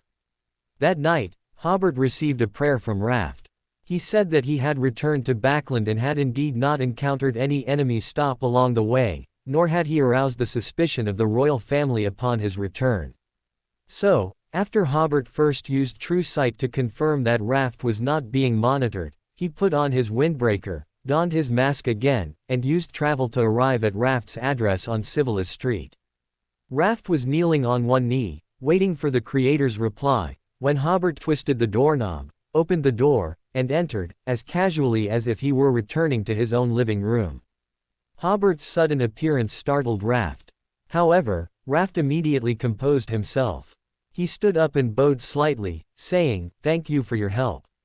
This is your magical item." He indeed allowed me to escape all pursuers. On the way back, Raft fully exercised his imagination, envisioning a battle starting from the cemetery. He believed that it was only the beginning, and that without the black crystal in his hand, he would surely have been pursued by enemies all the way. Hobert took the order crystal and was about to use flash to leave the room, when Raft quickly asked, "God, Mr. God Blessed." He believed that the masked man in front of him was handling some mundane affairs for the Creator, and should be the legendary God Blessed. Raft smiled ingratiatingly and said, "I want to become stronger. Do you have any suggestions?" Hobert coldly scrutinized Raft for 2 or 3 seconds before saying, "Leave Backland, leave the ruined kingdom." After speaking, he used travel to leave. He had already been there for a minute and could use travel again. Raft was slightly stunned. This was indeed a solution. As long as he was in Backland, as long as he was in ruin, he had to be extremely careful, not even daring to advance to Sequence 7, because that might arouse the royal family's suspicion. But, if he left Backland, his patriarch grandfather's entrustment would be difficult to complete. In that hidden ruin, there was a huge extraordinary fortune waiting for him to excavate. Then he hesitated, wondering whether to ask the Creator for help. If he asked the Creator for help, he would only get a very small portion of that fortune, but if he didn't ask the Creator for help, that fortune might remain buried underground in Backland forever. Returning to his bedroom, Hobert carefully thought about the entire sequence of events and found that he had left no trace during his contact with Raft. In the future, he could consider giving Raft a hand. For example, if he wanted to develop in the South Continent, he could use travel to help him escape the royal family's surveillance. But only to that extent. Hobert sensed an ambition in him that was disproportionate to his abilities. Such a person could easily mess things up. On Monday morning, Hobert did not go to work at the law firm. Instead, he took a hansom cab to the Parliament building. Today, he was attending a meeting to draft the labor law. As soon as he got out of the carriage, Hobert noticed that Jessica and the previously arranged journalists had already arrived. Hobert shook hands with them and exchanged a few pleasantries, then led them inside. Guided by a waiter, they arrived at the designated conference room. At the entrance of the conference room, the waiter stopped the journalists. "I'm sorry, sirs, only Hobert can attend this meeting." Hobert smiled and said, "What's your name?" "Quincy, sir." Hobert said, "Today's Backland Evening News, tomorrow's Observer, Kingdom Under Law, and other newspapers and magazines will publish the following news." Mr. Quincy in the Parliament Hall, acting on orders, blocked the journalists concerned about the labor law. "Does this meeting have any inside information that cannot be known to ruined citizens? Are there any transactions that cannot be made public?" Sweat broke out on the waiter Quincy's forehead. He knew, of course, that Hobert was not threatening him, but rather the council members and representatives from all walks of life in the conference room. "Please wait a moment." Quincy entered the conference room and reported to the council members. The chief responsible for drafting the relevant laws was Earl Wolf, a member of the upper house, 2 members of the House of Representatives, also known as the lower house, 5 law professors, and 8 representatives from various social sectors. According to the Constitution, Earl Wolf, as the head, only had responsibilities such as coordinating relevant resources, urging the legislative process, and overseeing the legislative process, and did not have the power to participate in the drafting of specific laws. Once a law was drafted, it would then be put to a vote by both the House of Representatives and the upper house to decide whether the bill would pass and take effect. Throughout this entire process, the royal family, the government, and the military had no right to interfere. Earl Wolf had just sat down. After hearing the waiter's report, he still wore a gentle smile. "Hobert is quite unique." "Your Excellency, this is against the rules," said Gustav, president of the Bacalan Chamber of Commerce. He was one of the 8 representatives from all walks of life. Other representatives also stated that during the process of drafting laws and regulations, specific regulations could not be made public. Wolf waited for everyone's remarks to conclude before saying, "Haven't you noticed? Hobert is very good at using the power of public opinion." Basil, a member of the lower house and a prominent banker, said, "Just a few reporters. I'll go see the editors-in-chief of the Backland Daily and the Ruined Citizen's Post later, they wouldn't dare to write nonsense." Basil had also invested in 2 newspapers and had significant influence in the press. "You completely misunderstand Hobert's intention," Earl Wolf said. "Hobert is protesting the way we are drafting the labor law. In fact, a rough draft of the bill had already been formed before this, and inviting Hobert at this point was indeed just a formality. What Hobert was protesting was precisely this method of making him a mere formality." Gustav, however, said, "Your Excellency, I believe this is the Parliament, not a court. We cannot continue to indulge such a pest, endangering the order of Backland." The social representatives echoed his sentiments. Wolf still smiled at Quincy and said, "All right, then only let Hobert in." However, his smile now held a hint of amusement. As a good friend of Earl Hall, he had occasionally heard Hall mention Hobert, and Earl Wolf knew more about Hobert than others. Even without having directly confronted Hobert like Gustav, Earl Wolf's experience gave him a deeper understanding of Hobert than Gustav's. Sure enough, 2 minutes later, Quincy came back, wiping cold sweat. "Esteemed council members, gentlemen, Hobert said that he has met Archbishop Anthony and Archbishop Holomic once before. If the reporters are not allowed in, he plans to invite the 2 archbishops to attend the meeting together, to ensure the rights and interests of the followers of the Church of the Night Goddess and the Church of Steam and Machinery." Gustav again said, "This is against the rules." But compared to his previous, "This is against the rules," it clearly lacked the same force. In this world where divine and political power coexist, religious figures wield great influence. At least, Bishop Anthony's influence is greater than that of a council member. Although they had no right to interfere with the drafting of laws, they could organize believers to protest against the new bill. In that case, the status and influence of everyone involved in drafting the law would be greatly affected, and someone might even be pushed to the forefront as a scapegoat to appease public anger. Of course, more importantly, everyone present, more or less, needed the protection of one of the 3 churches of the ruined kingdom, or for them to provide character references, expand social connections, and so on. Therefore, no one wanted to be in opposition to the archbishops. The room fell silent for 2 or 3 seconds, and everyone looked at the 3 council members. "Let them all in," Basil sneered. "Then show Hobert the bill we've agreed upon. If he so much as glances at it, even if he just opens the cover, we'll accuse him and those reporters of leaking unreleased legal documents. I remember this is classified, enough to keep them in prison for several years." Earl Wolf had not expected that the seemingly tedious work of drafting the labor law would be so interesting. His spectator's mindset was actually related to the fact that his interests did not directly conflict with the content of this bill. As a far-sighted noble, he also invested, but only in stocks, not participating in specific management. And because he was born into a noble family, the rich and the workers were much the same in his eyes, so he cared neither much about the interests of magnates like Gustav nor about the interests of the workers.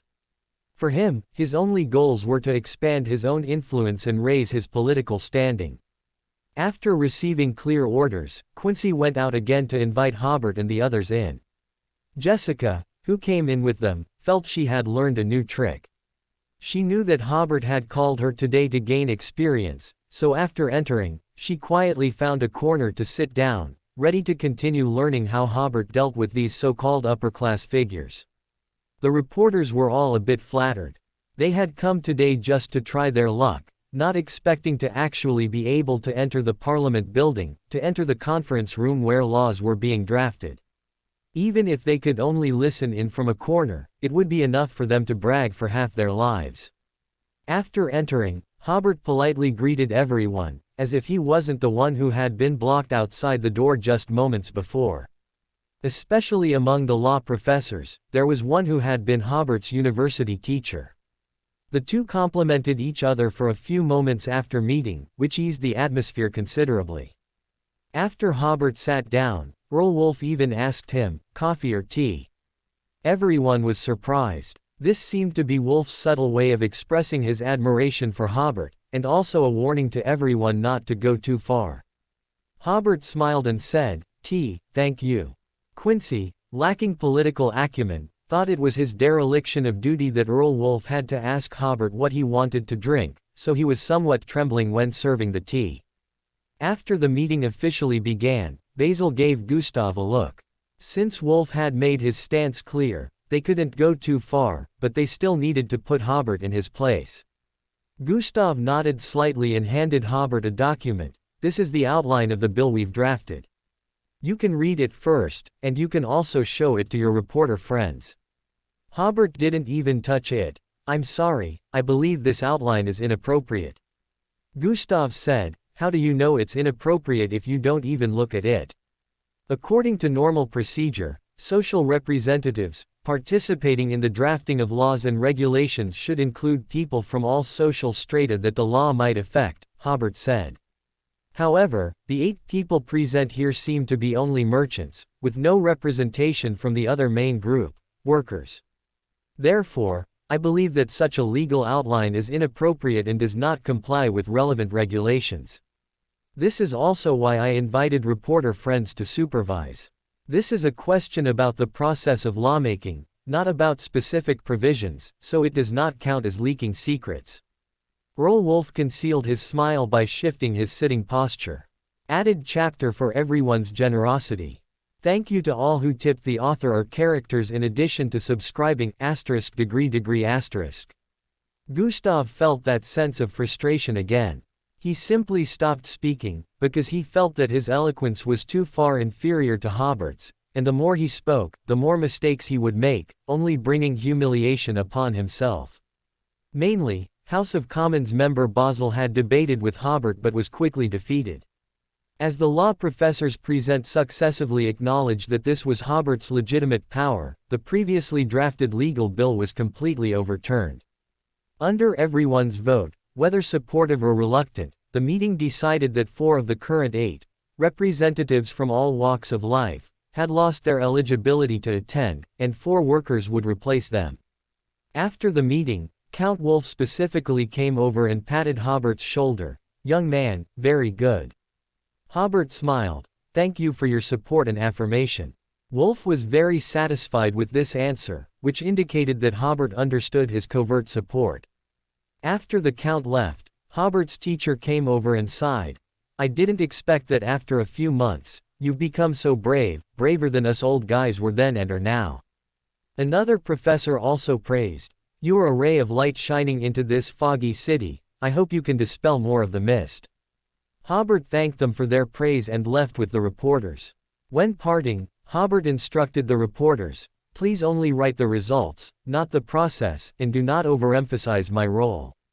Most reporters also planned to do so. They were unwilling to offend those members of parliament and rich people. Only the reporter from Kingdom Under the Rule of Law magazine asked, why? Hobert casually found a reason, because that would be suspected of leaking secrets and might affect the publication of your articles. If you want to write about today's events, you can wait until the labor law is promulgated and then write a series of reports, or inside stories. Actually, he was afraid that he might accidentally do something big while following Christine recently, which would affect the impression of the labor law in people's minds. Back at the office, Hobert wrote 2 letters, one to Captain Eakins of the Church of Steam and Machinery, and one to Captain Thomas. The content was similar, describing the legislative process of the labor law and the current difficulties it faced, and asking them to each recommend 2 workers to the Parliament to participate in the drafting of the bill. Hobert was about to ask Jessica to help mail the letters when an unexpected guest arrived, Leonard Mitchell. This night watcher, with black hair and green eyes, who, like Hobert, liked to wear a trench coat, was still a bit unkempt and still looked so poetic, though, of course, he still hadn't created a single poem. Hobert enthusiastically invited him in. You've come to Backland. Jessica, please pour the guest a cup of black tea. Try the black tea here, it's from my home and it's very good. Leonard took a small sip. The taste is indeed quite good. He could, of course, feel Hobert's enthusiasm, which made him smile involuntarily. Yes, I've been transferred to Backland. I arrived the day before yesterday. Miss Daly told me you work here, so I came to visit. As they chatted, the two of them talked about the battle that had previously taken place in Tingen City, which inevitably led to another round of sighs. Leonard lamented, "Before I came to Backland, I also attended the funeral of another colleague, old Neil." Hobert was stunned. "Old Neil, I remember him. What did he die of?" "An illness," Leonard said. "He almost lost control once before, and although it was discovered in time and he was saved, it caused great damage to his body. After winter, his body deteriorated day by day. Finally, during a cold, his internal organ function rapidly failed, making his body extremely weak, and even the healing ritual didn't have much effect." Hobert sighed. "I didn't expect. Actually, it was 2 times he almost lost control." Hobert didn't expect that he still couldn't save old Neil, and then a strong sense of fate filled his heart. Leonard gave a bitter smile. "This reminds me of a saying by Captain Dunn. We are guardians, but also a group of poor wretches constantly fighting against danger and madness." Hobert said, "That's a very apt summary." He raised his teacup to Captain Dunn. Although a long time had passed, Leonard was still a bit choked up, to the captain. After chatting for over half an hour and drinking 2 cups of tea, Leonard stood up to leave. Hobert simply asked Leonard to deliver the letter to Thomas. Leonard smiled as he put on his hat. "Oh, by the way, I haven't congratulated you yet on becoming an official member of the Night Watchers." "Thank you." Hobert watched Leonard leave, then sat in his chair, lost in thought for a long time. It wasn't until close to lunchtime that he reacted, went to Jessica, retrieved the letter for Sherlock, opened it, and added the news of his meeting with Leonard and old Neil's death. Then Hobert resealed it in an envelope and handed it back to Jessica. In the afternoon, Hobert returned to Blanca Street as usual. He drew the curtains early, pretending to be taking a nap. At 3 o'clock, his vision was covered by gray fog, and he appeared again in the giant hall, which seemed to have remained unchanged since ancient times. "Justice," Audrey greeted everyone one by one as usual, then she submitted several pages of Rosel's diary. Just last week, she had visited the Russell Memorial Exhibition, but, the fool, Klein had also seen these diary pages, yet he still pretended to read them carefully to avoid suspicion. A few minutes later, Klein said, "You may begin." Audrey asked Hobert, "Mr. Emperor, your mood seems a bit low." "I just heard some not-so-good news before the gathering," Hobert smiled. "News that made me completely give up some fantasies." Old Neil's death also had a huge impact on Hobert. He had always thought that he was also the chosen one of this era, and that everything was possible as long as he operated properly. But today, Hobert realized how ridiculous his ideas were. In this world where deities exist, everything seemed so small and fragile. Only by becoming a god, only after becoming a god, would one not be reduced to a straw dog in this world. Audrey said, "I hope you can properly resolve the problems you encounter. If you have any difficulties, you can ask friends for help. Whether through the Tarot Club or the Justice League, as long as Hobert made a request, as long as it was within her capabilities, she would be very willing to help." "Thank you for your suggestion," Hobert smiled. "I will handle this problem." The trading session officially began, and, the Hanged Man, Alger spoke first. "Mr. Emperor, I hope I can invite you to explore the second elf ruin I discovered with me." Hobert said, "I am also very interested in that, but I might not have time in the next week or 2. Magician, Furs, however, held her forehead. "They are discussing exploring elf ruins." "Oh my god, I always thought elves were a race from myths." Alger heard Hobert's reply and, after a slight pause, said, "No problem. Should we discuss how to divide the spoils when the time comes, or should we decide this now under the witness of Mr. Fool?" He had searched for another week but still couldn't find a safe route, so he had no choice but to ask Hobert for help. "Of course, we'll split the spoils equally, and I'll have priority in choosing," Hobert said. "However, I can promise that if we obtain something you need, I can let you have it, and you can compensate me appropriately with other things." Alger breathed a sigh of relief. This method of dividing the spoils, especially the promise made by the emperor, was very fair to him. The reason Alger wanted to discuss how to divide the spoils at the Tarot Club was mainly because this exploration would definitely be led by the emperor. If it wasn't discussed beforehand, it could easily lead to conflict when dividing the spoils. Aside from anything else, if the emperor wasn't satisfied with the spoils he received and left using travel, abandoning him in the ruins, he would have nowhere to cry. And at the Tarot Club, with Mr. Fool's witness, it was equivalent to providing notarization for this transaction, which could place some constraints on the emperor. Alger smiled and said, "Thank you for your generosity. I will attend to other matters first, and we can explore when you have time." "All right," Hobert said, then asked, "Do you have any new information about the small island I mentioned at the last gathering?" Alger replied, "I haven't landed yet. I only heard during resupply that Iceberg Vice Admiral's second mate, Ulfus, had appeared on the island. It's said that Iceberg Vice Admiral is very interested in the buildings on that small island." Hobert stroked his chin and slowly nodded. At this moment, Furs finally plucked up the courage and asked, "Mr. Emperor, Mr. Hanged Man, did the elf and giant really once inhabit the North-South continent?" Hobert replied, "That's right. We discussed this before. According to the Sun's description, the elf territory might have been in the sea and islands between what is now the North-South continent. This could only be considered some interesting tidbits, not Beander knowledge, so Hobert chatted a bit more. As far as I know, during the Fourth Epoch, there were still some giants and elf on the North-South continent. Legend has it that some of these giants once sailed out to sea in large ships, searching for their homeland, the giant court. And some of the elf also went out to sea, searching for their homeland." The son, Derek, quickly asked, "Did they succeed? I mean the giants who went out to sea." Hobert said, "If they had succeeded, you would have found the route out of the forsaken land of the gods long ago." Forsaken, Furs thought she had misheard. Forsaken land of the gods. That also exists. Hobert said with a smile, "This world is far more exciting than you imagine."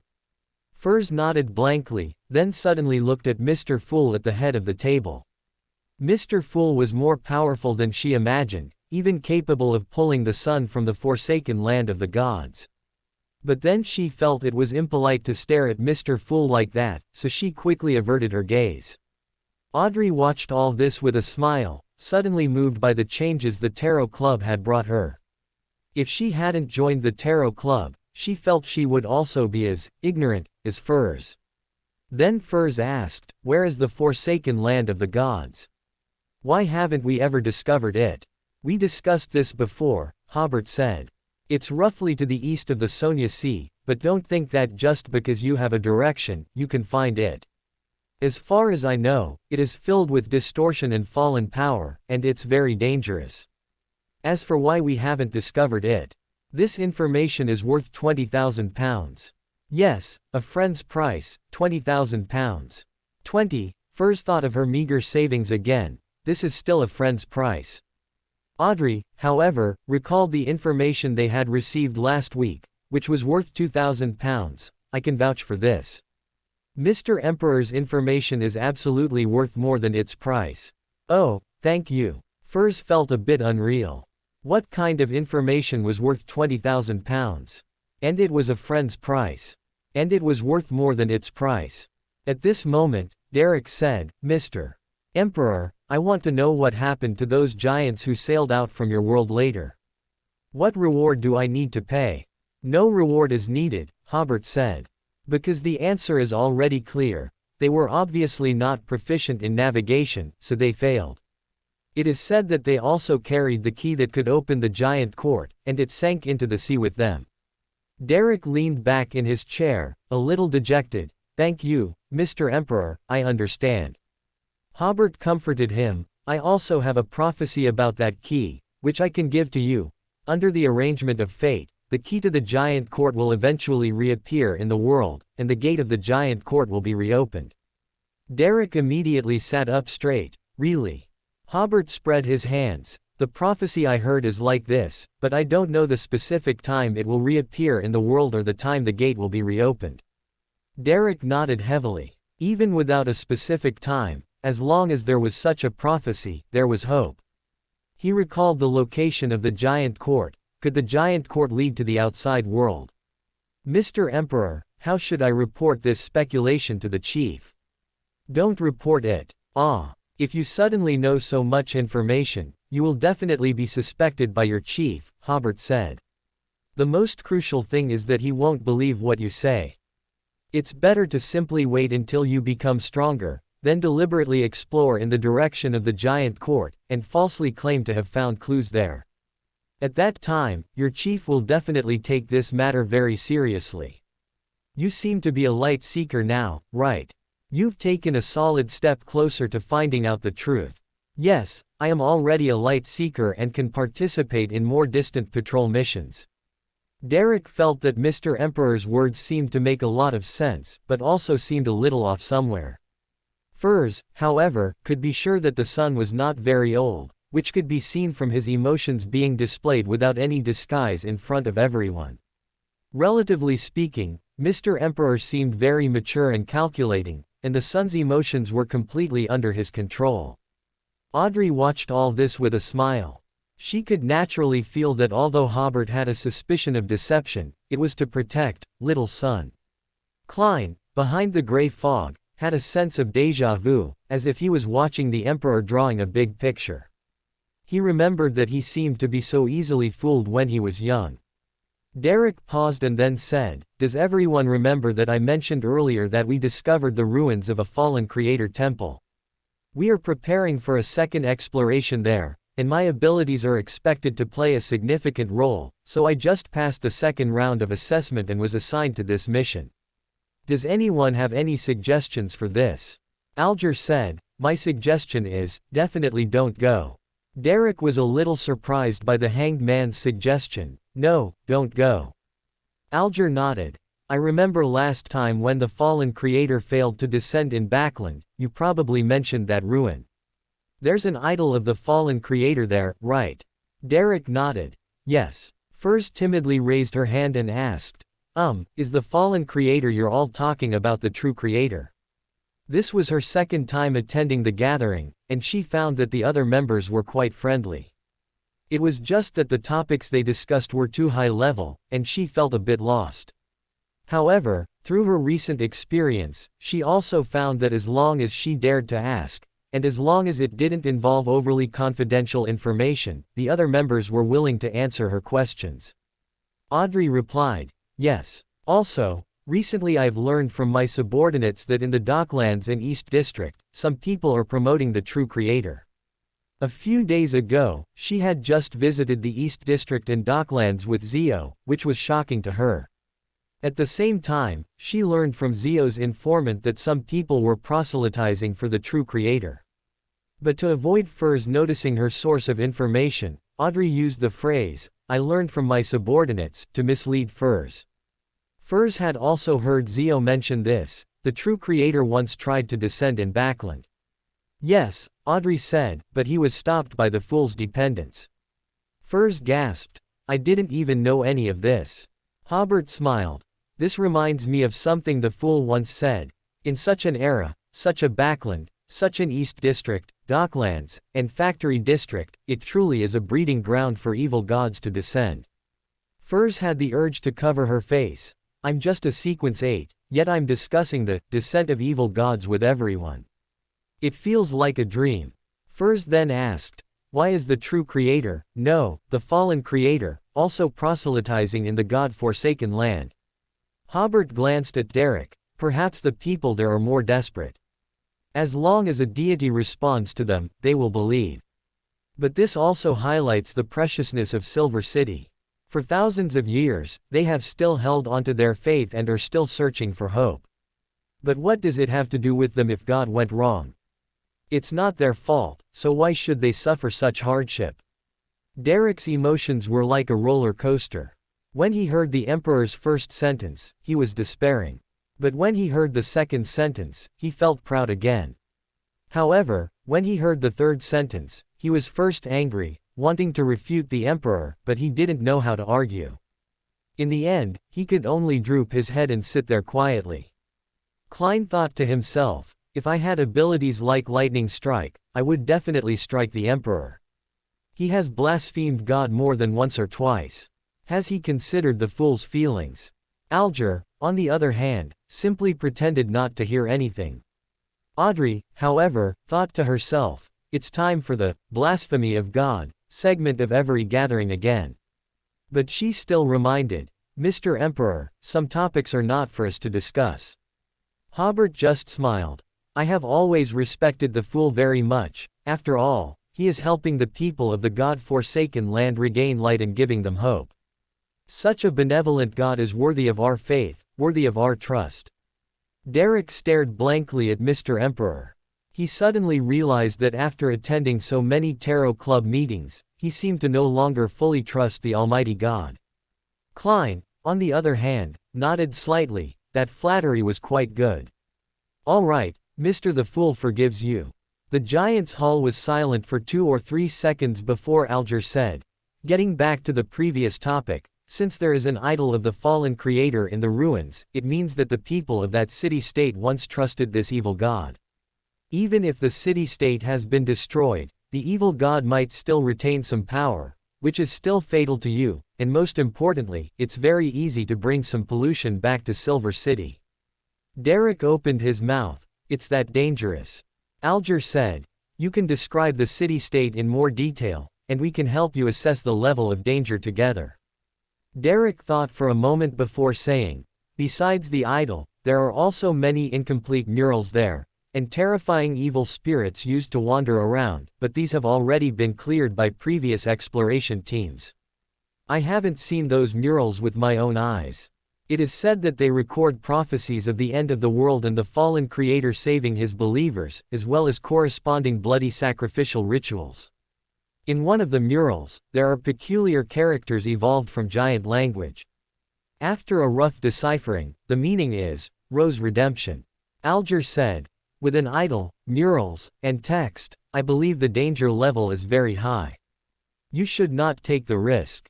Derek looked at the Emperor and saw that Mr. Emperor said nothing, clearly agreeing with Mr. Hanged Man's view. Then what should I do? Derek was a bit troubled. The mission must be accepted. Alger smiled. Nothing is mandatory.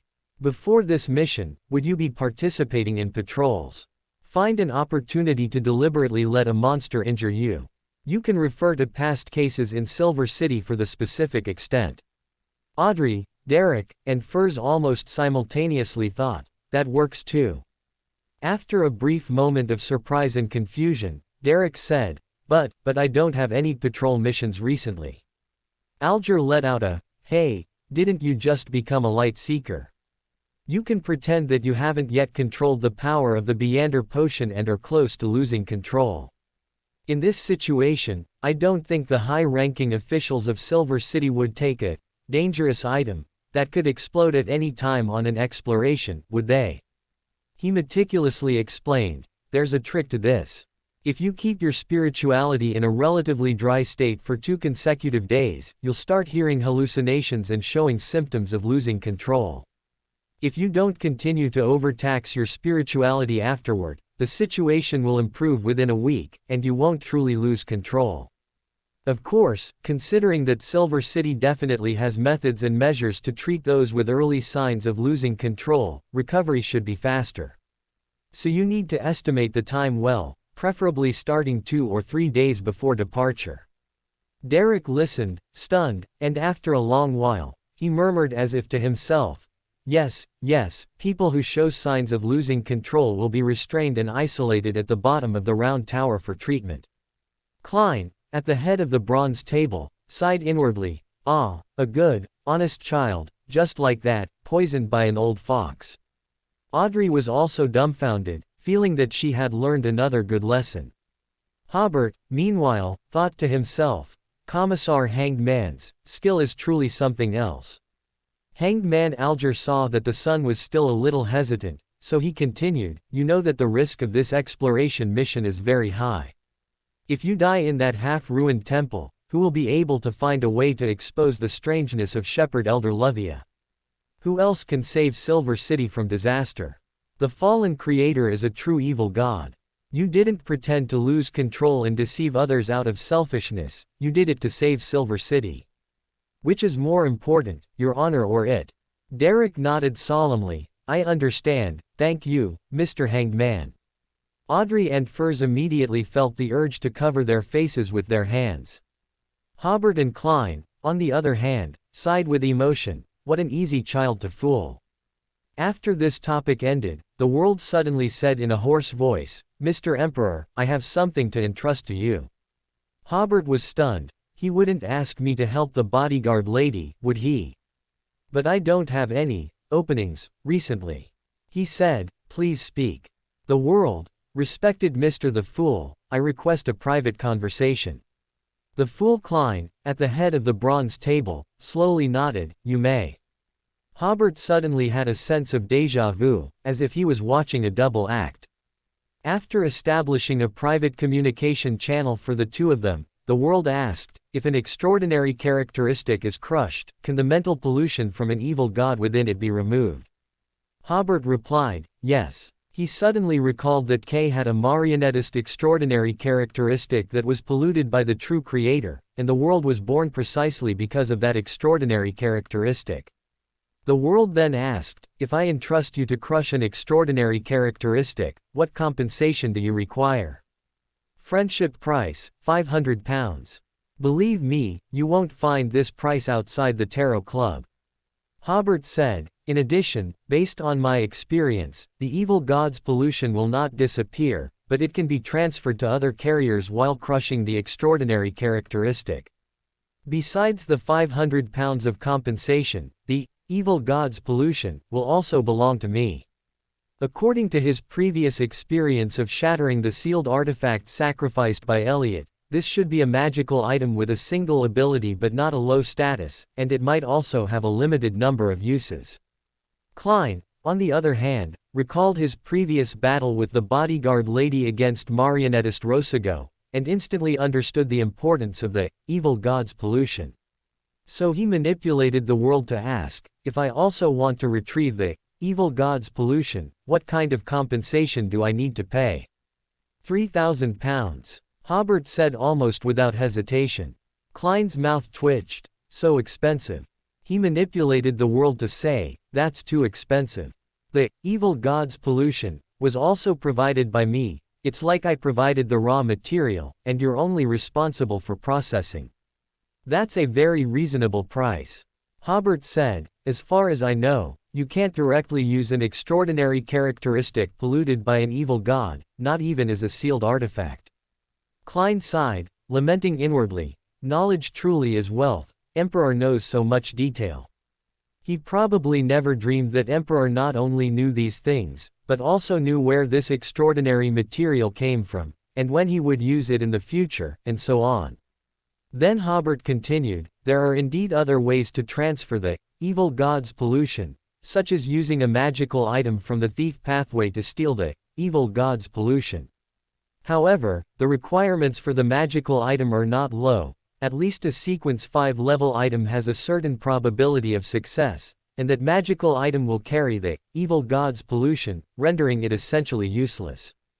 Do you think £3,000 is cheap?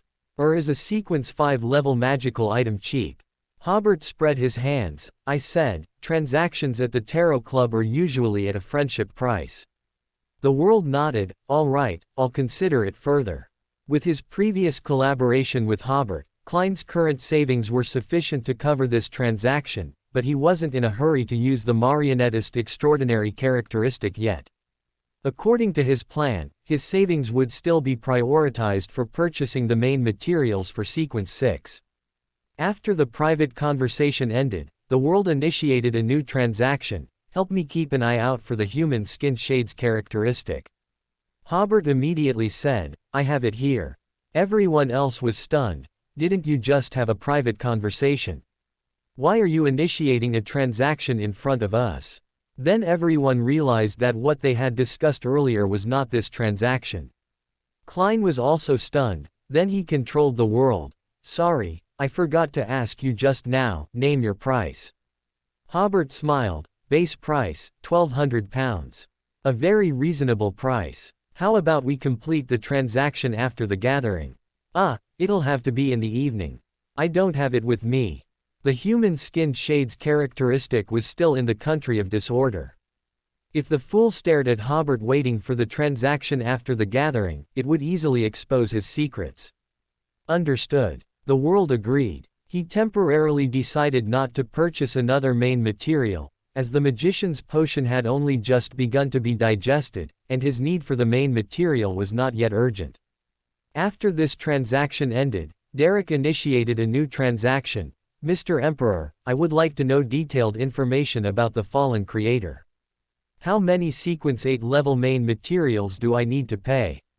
Hobert estimated. This information is worth about £2,000. I'll give you a discount. 9 sequence 8 level main materials, or 4 sequence 7 level main materials. A mixture of both is also acceptable. But please make sure that 3 or more of them are identical. Derek sincerely said, thank you for your continuous care. I will try my best to find identical extraordinary materials according to your requirements. Then he looked a little embarrassed. I might need some time to pay you. All my merits were used to exchange for the main materials of the Light Seeker. No problem. You've always maintained good credit, so delayed payment is fine. Derek breathed a sigh of relief. Thank you for your trust. At this moment, Hanged Man suddenly said, I am also very interested in this information, Mr. the Sun. May I listen in? Of course, I won't listen for free. I will help you bear the cost of one main material, paying Mr. Emperor £300 as compensation. In his mind, information that Emperor priced at the £2,000 level was very high-end information, and it was very cost-effective to hear such information for £300. The key was that ever since he collaborated with Emperor to sell information once, his funds had become abundant. Now he also had the wind-blessed potion formula, and one of the main materials did not need to be purchased. With only one main material needed to advance, he still had some spare money. When he encountered such an opportunity to obtain high-end information, of course, he had to act decisively. The Sun, Derek heard the Hanged Man's request and agreed almost without thinking, of course. Theoretically, according to the trading method invented by Mr. Emperor, the Hanged Man would have to pay at least 1,000 gold pounds to participate in the transaction. However, Derek thought of the Hanged Man's help and advice to him just now, so even if the Hanged Man only symbolically paid a reward, he was willing to invite the Hanged Man to observe. But in that case, it seemed disrespectful to Mr. Emperor. After all, Mr. Emperor gave him a discount, and he used it to repay a favor. So after Derek agreed, he scratched his head and asked, Sorry, Mr. Emperor, I haven't gotten your opinion yet. Hobert didn't care. As long as there were 9 main materials of sequence 8 level, that was enough for him. Alger didn't default on his payment, directly using 300 gold pounds for one main material, which meant he immediately sold one main material, and that was a profit. He said, most of the transaction fees are paid by you, so you can decide. At this moment, Audrey raised her hand. Mr. Sun, at a previous tarot club, I also reminded you of some things. Can you also invite me to participate in this transaction? Of course, I will also help you pay for the extraordinary materials. How about 2? I'll pay Mr. Emperor 600 gold pounds and substitute for 2 of your extraordinary materials. The reminder she referred to was when the world had just joined. She reminded the Sun of the approximate value of extraordinary materials to help him avoid being taken advantage of. Although Audrey's financial situation has been tight in recent months, she still has about 700 gold pounds of disposable income and pocket money each week. Previously, she used this money to order new clothes, buy jewelry, and collect valuable works of art, etc. Now, she spends all of it on the tarot club. Hobert, meanwhile, watched all of this with a smile. He planned to take 5 to 6 of the 9 main materials requested from Derek and convert them into cash, while the rest would be handled by Kelly if needed in the future. Considering that some materials might not sell for 300 gold pounds, he asked for 9. He didn't expect that 3 had already been sold, before the transaction even began, and this transaction was clearly more profitable than initiating a group purchase. Seeing that Mr. Emperor did not object, Derek also agreed. Okay. Furs also wanted to join the transaction, but in the end, she sighed and leaned back in her chair, indicating that she had no interest in it. This reminded Hobert of a saying, only regret the lack of financial resources. The world was naturally also not interested, so this transaction, with Derek bearing most of the reward, began. Klein sealed Furs and the world's senses, then sat up straight and began to freeload. Hobert organized his thoughts. I will mainly talk about the experience and divine kingdom of the fallen creator, which I believe will be of considerable help to you. But at this price, I cannot tell you its origin, because that intelligence is too valuable, and in later explorations, you might also find corresponding clues. It's not too late to trade with me again if you need it. Derek nodded. Given his limited knowledge, he wasn't particularly interested in the origin of the fallen creator. Klein and Alger, however, noticed the Emperor's reminder. This point didn't actually need to be said at all. Since the Emperor said so, he must have a deeper meaning. They immediately kept this in mind, to verify it later when they had the chance. Hobert began. In the early 4th epoch, Solomon, with the support of the true creator and the Rose Redemption, became the Black Emperor and established the Solomon Empire. Klein knew that the Emperor's information, valued at 2,000 gold pounds, must be explosive, and he didn't expect it to be so explosive from the start. Then he quickly analyzed the massive information in the Emperor's sentence. The true creator seems to have been very active in the 4th epoch. And the Black Emperor, in Black Emperor Solomon, recorded in history textbooks is actually Solomon's potion name. No wonder Mr. Dorr in Rosel's diary said that the powerhouses who once existed in the 4th epoch were beyond imagination. Without a doubt, the true creator is a true God level figure, so Solomon, whom he supported, should also be a true God level figure. What about the Blood Emperor? What about the Night Emperor? Are they also true gods? Also, since the true creator could support Solomon in establishing a secular regime, what about the 7 gods, no, the 6 gods at that time? Did they also support their own regimes? Previously, when the emperor explained the cause of the raging sea's formation, it was already possible to confirm that the 4 emperors' war was a divine war. Could the 4 emperors' war also hide a game between the gods? Alger's shock was similar to Klein's, but he also noticed that the emperor mentioned the Rose Redemption, which seemed to be the name of an organization, and the Silver City's exploration team had even found this name in ruins. What was the connection between this organization and the true creator?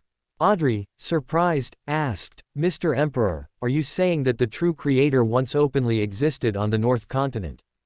And the Solomon Empire in history textbooks was actually established by Beyonders and Beyonder organizations. Just like the current royal families and nobles of Ruin and other countries, secular dynasties have always been established by Beyonders or families, Hobert explained. The ancestors of the 4 kingdoms, royal families on the North Continent today were all once Solomon's subordinates, or rather, nobles of the Solomon Empire. Audrey became even more surprised but also found it very reasonable. After all, behind the ordinary world, there was also an extraordinary world. If secular dynasties were not established by Beyonders, they would have no basis or ability to rule. Alger, meanwhile, sighed. The origins of the 4 kingdoms, royal families can be traced back to the 4th epoch, or even the 3rd epoch. This is the heritage of Beyonder families. As long as they operate diligently, they will be nobles for thousands of years. Hobert continued. As for the true creator's status in the early 4th epoch, you can refer to the current 7 gods. At that time, the true creator's church was the state religion of the entire North Continent, until the 6 gods jointly eliminated Solomon, and only then did the true creator become an evil god. Audrey finally couldn't maintain her spectator state. The true creator was once treated as a righteous god. This was simply too unbelievable. Compared to Audrey, whose cognition was overturned, Klein was much calmer. As expected, at the level of a true God, there is no distinction between good and evil. This world is truly realistic. No, the world has always been this realistic. Alger, however, had a question. Mr. Emperor, what about the 7, no, the 6 gods? Why did the 6 gods at that time allow the true creator to become the state religion and allow Solomon to establish an empire? Hobert said to the hanged man, Alger, before I answer your question, let me first explain the Solomon Empire to the sun. Everyone was startled, then realized that the sun was looking confused. The sun, from the forsaken land of the gods, naturally didn't know about the Solomon Empire, which was established on the North Continent during the Fourth Epoch. Considering that the sun was the true financier, everyone remained silent, waiting for Hobert's explanation. Hobert said, the Solomon Empire was an empire established on our side of the North Continent after the Great Cataclysm. For over 1,000 years during the entire Fourth Epoch that followed, it was a history of 4 emperors fighting. Solomon was one of those emperors, and also the first emperor to fall. The sun, Derek nodded, so, the true creator is an evil god from outside the god-forsaken land. Hobert smiled, answering Mr. Hanged Man's question will also clarify your doubts. He said, the 6 gods at that time couldn't cooperate for 2 reasons. One reason was, for example, the storm of Lord couldn't possibly cooperate with the eternal blazing sun, and the Black Knight goddess couldn't cooperate with the god of war. Everyone understood that, affected by the law of conservation of adjacent extraordinary characteristics pathways, the 6 gods indeed couldn't form a unified front. As for the second reason, Hobert chuckled, that's included in the question of the true creator's origin, and it's not part of this 2,000 pounds of intelligence. Everyone was a bit disappointed, as if playing a guessing game but unable to guess the answer, and the emperor, who knew the answer, made everyone guess for a long time before telling them he didn't plan to reveal it. However, everyone then thought that the intelligence they had heard so far was already worth 2,000 pounds, and the emperor was clearly going to release some more high-end intelligence. Regardless, they felt they had profited. Especially Klein, since he hadn't spent a single penny. In short, 3 of the 6 gods always wanted to completely eliminate the true creator, but they constrained each other and couldn't go all out, Hobert continued. The other 3 originally had no intention of eliminating the true creator, but after seeing the bloody sacrifices of the true creator's church and the spread of fallen and mad powers, they also decided to restrain the true creator. So, under the combined assault of the 6 gods, the Black Emperor Solomon fell, and the true creator was driven by them to the god-forsaken land. Hobert's last sentence was like a war hammer striking everyone's chests. After 2 or 3 seconds, everyone reacted. Klein. No wonder the true creator always wanted to descend. It turns out he wanted to return to the North Continent. It turns out he was almost sealed in the god-forsaken land by the gods. Since the emperor used the word fell, then Solomon was a true god-level existence. Alger, on the other hand, was a bit excited. He had always pursued such high-end intelligence. This is a secret among the gods. Today I know it. Audrey, while surprised, also breathed a sigh of relief. The 6 gods should have put aside their differences and driven out the true creator long ago. Derek, somewhat incredulously, asked, Mr. Emperor, are you saying that the true creator only came to the god-forsaken land long after the Great Cataclysm? That's right, Hobert replied. As far as I know, a large number of loyal followers and angels loyal to the true creator also went with him. The true creator's divine kingdom is somewhere in the god-forsaken land. Even now, followers of the Aurora Order still regard the god-forsaken land as a holy land. I remember Mr. Hanged Man mentioned before that a member of the Aurora Order disappeared into the Sonia Sea with his son. That was a pilgrimage. That was a long time ago, not long after the son joined the Tarot Club. During the information exchange, Alger had mentioned this incident. Derek quickly asked again, Mr. Emperor, what about those followers? Why haven't we ever found them? Hobert, however, countered, can the god-forsaken land support a large number of humans? Where did the residents of the ruins you found go? Derek suddenly realized that he wasn't as surprised as he thought. This is an evil god, and followers of an evil god naturally wouldn't have a good end. He suddenly thought, what about Elder Levia? Is she also affected by the true creator? How do I eliminate her? He would never allow Silver City to perish like those city-states that worshipped evil gods. Don't rush, Hobert said. Do you really think your high-ranking officials haven't noticed Levia's abnormality by now? We can look at it from another perspective, perhaps to your elder shepherd, you, who grow stronger through strange means, are also suspicious. In the days to come, you must not be angry, you must not be reckless. Every action you take must be carefully considered. Have you so quickly forgotten what Mr. Hanged Man just said? You bear the hope of the entire Silver City. First and foremost, you must not put yourself in danger. Hobert's last words were very stern. To Audrey, it sounded very much like a mature and steady older brother lecturing a reckless younger brother. Klein and Alger could also feel that the Emperor genuinely wanted to help, little son. These words struck Derek like a thunderclap. He lowered his head in shame. I'm sorry, Mr. Emperor, I was too reckless. Hobert didn't look at Derek, but said, before you become powerful, you must be patient.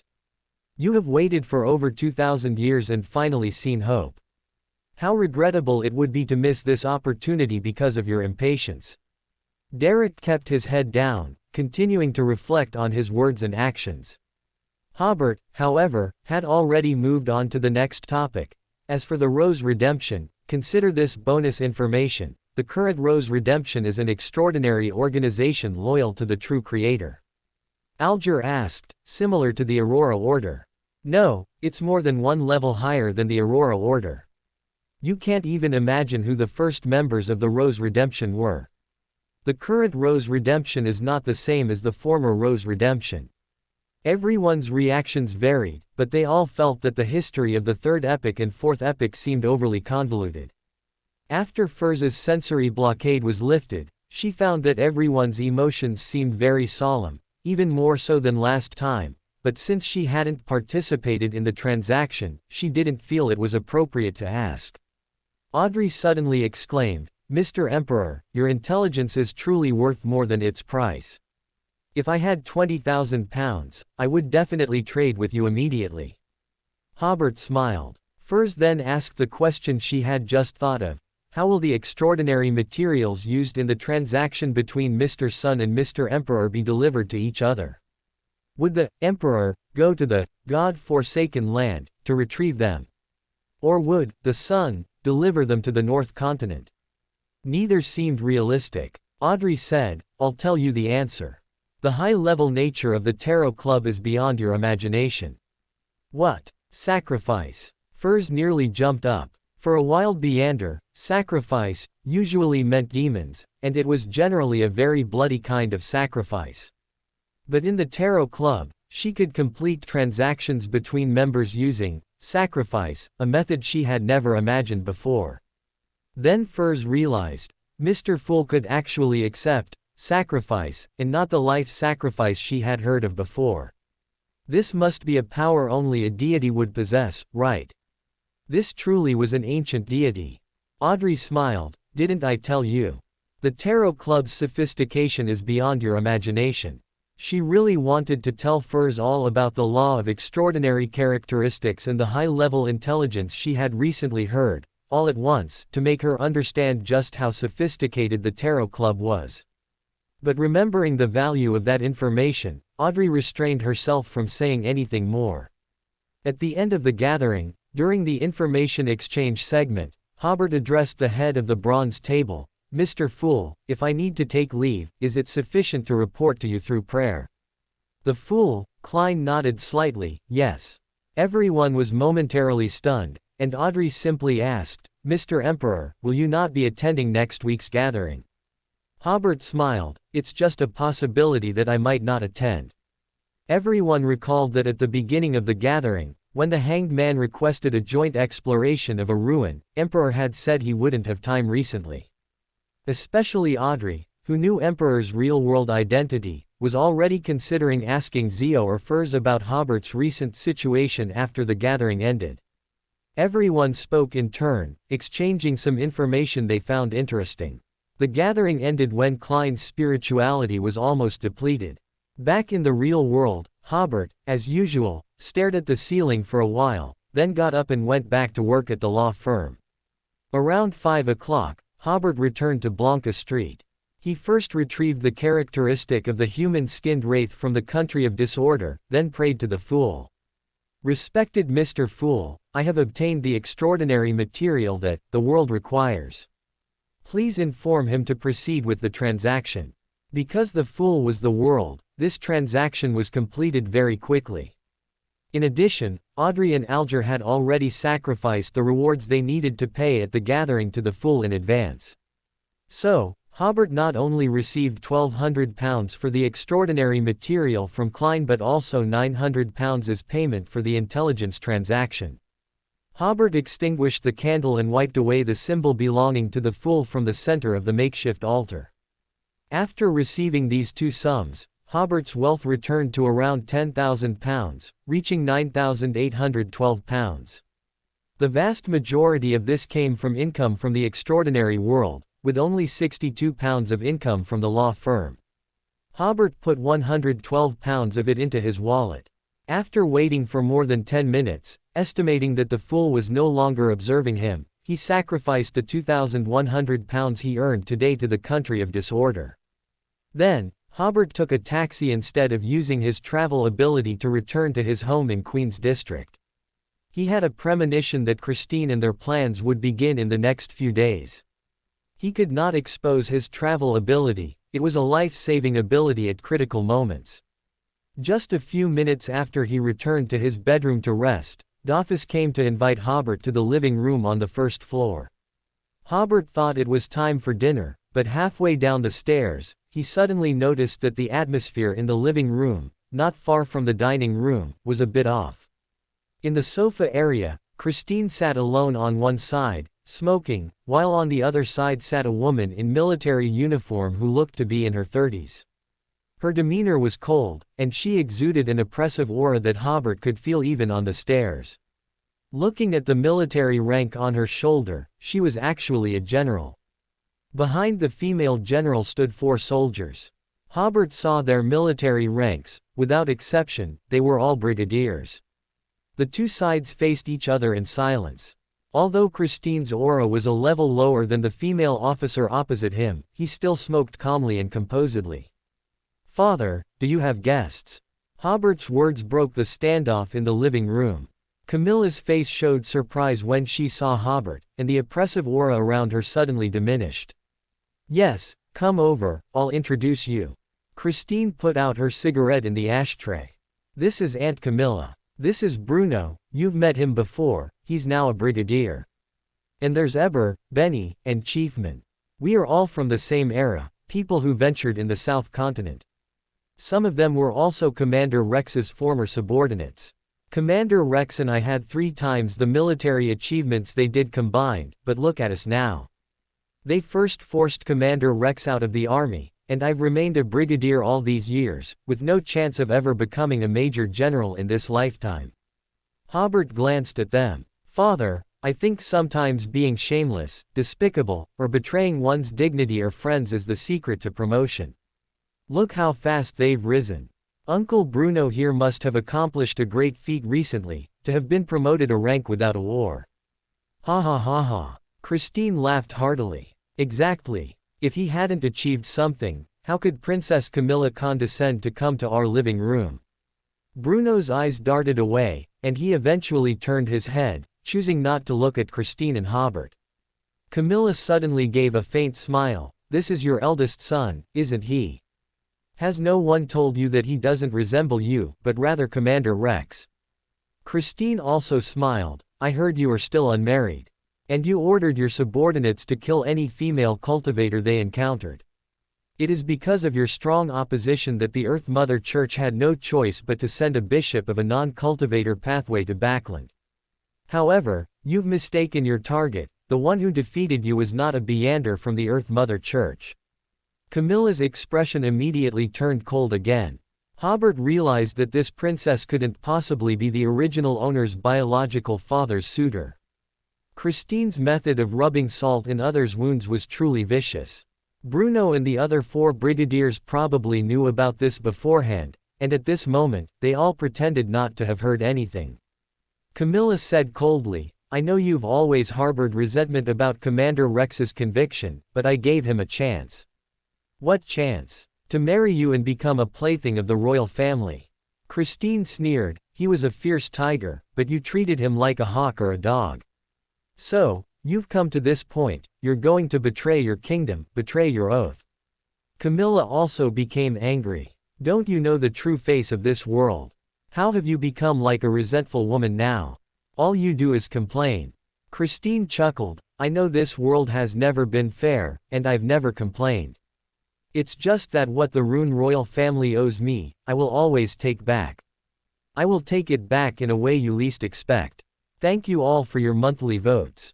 We've once again reached the standard for an extra chapter for monthly votes. The monthly votes for this book have consistently been around the 800th mark. While this isn't an extraordinary achievement, among the current Lord of the Mysteries fanfictions, this monthly vote performance has always been in the top 3. Nothing else, just an extra chapter to express my gratitude, *degree***. Hobert tensed up, as it looked like the situation could break down at any moment. His side only had 2 sequence 5s and 1 sequence 6, while Camilla seemed to be a sequence 4, and the other 4 should all be sequence 5s. They couldn't win a fight, but with Christine and Dofus's strength, they should be able to escape. Thinking of this, he took a deep breath, completely surprised that Christine and Dofus were actually planning to betray Ruin. As a transmigrator, Hobert had no feelings for the Ruin kingdom. In fact, he found the idea quite exciting. Camilla sneered and shook her head. "Christine, you still don't understand. Some things aren't something you can get just because you want them. The gap in sequence is something you can never make up for with effort. You're the one who doesn't understand the situation." Christine caressed the ring on his ring finger. "When we were on the South Continent, your eyes were only on Rex, but you ignored the abilities and wisdom of others. I guess you might not have even noticed that my name always appeared at the same time as Rex's. Indico's and Ulysses, too many people were that dazzling." He said with interest, "You wouldn't think I'd be unprepared for a situation like today, would you?" Camilla saw the ring and seemed to understand something. "Impossible." Christine smiled and slowly took off the ring. Suddenly, the pressure emanating from him was as suffocating as Camilla's. Bruno looked surprised. When did he get promoted to a demigod?" Christine sneered, "I've suspected you had problems for a long time. At first, I thought you were a spy for the Feniport kingdom, but later I realized you were already a lackey of the royal family." Bruno took a step back in surprise. At this moment, he still couldn't believe that his good friend and colleague, with whom he had spent day and night, had quietly become a demigod. Hobert, on the other hand, recalled that Christine had been touching this ring much more frequently recently. The last time they entered the oil painting together, Christine was constantly touching the ring. He probably couldn't hold back for a while now. At this point, Camilla calmed down. "We can discuss this again. As long as you don't leave Ruin, you can be granted the rank of Lieutenant General tomorrow, even General. Believe me, even a corresponding noble title is not a problem." The 5 people sent by the military department could definitely control Christine, as in their minds, Christine was only a sequence 5. 1 demigod would suppress Christine, 2 sequence 5s would deal with Dofus, and 2 other sequence 5s would serve as a reserve team. But the current situation had completely spun out of control. Christine was also a demigod. "Too late," Christine said. "Those idiots in the royal family, what were they doing before?" Hobert smiled. If the royal family couldn't immediately dispatch an angel, then escaping Backland wouldn't be a problem. Christine must have realized this as well. He stood up and said, "If we can part ways amicably, we are still good comrades. If you insist on fighting, then I apologize." After speaking, Christine turned and walked out. Hobert took a step ahead, and only after taking his cane in his hand did he relax. "Wait a moment," Camilla said. "You can state your conditions." Now the nature of the matter had changed. For a demigod-level figure, any force would try its best to win them over. Christine, however, continued to walk out as if he hadn't heard. Camilla had no choice but to say, "Attack." Christine was prepared. He turned and faced the brigadier general named Hobert. Exile. Hobert's body quickly faded. Exile is an enhanced version of banishment, which can throw the target into the void, exiling them outside the real world. Whether they could return, and when, depended entirely on luck. Camilla stretched out her hand. "Exile is prohibited here." Hobert's figure became solid again.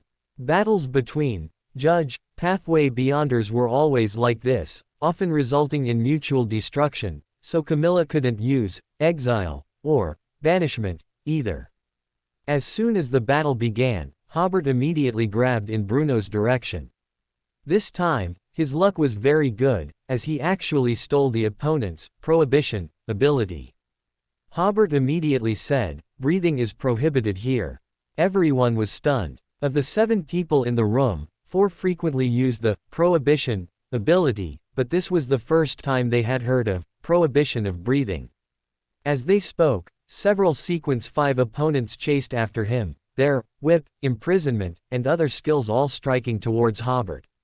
The reason was simple. These abilities had little effect on Christine, but they would definitely be very effective against Hobert. At the same time, the brigadier general named Chiefman threw a vase towards Hobert to complete the bribe process. However, Hobert didn't dodge or avoid it at all.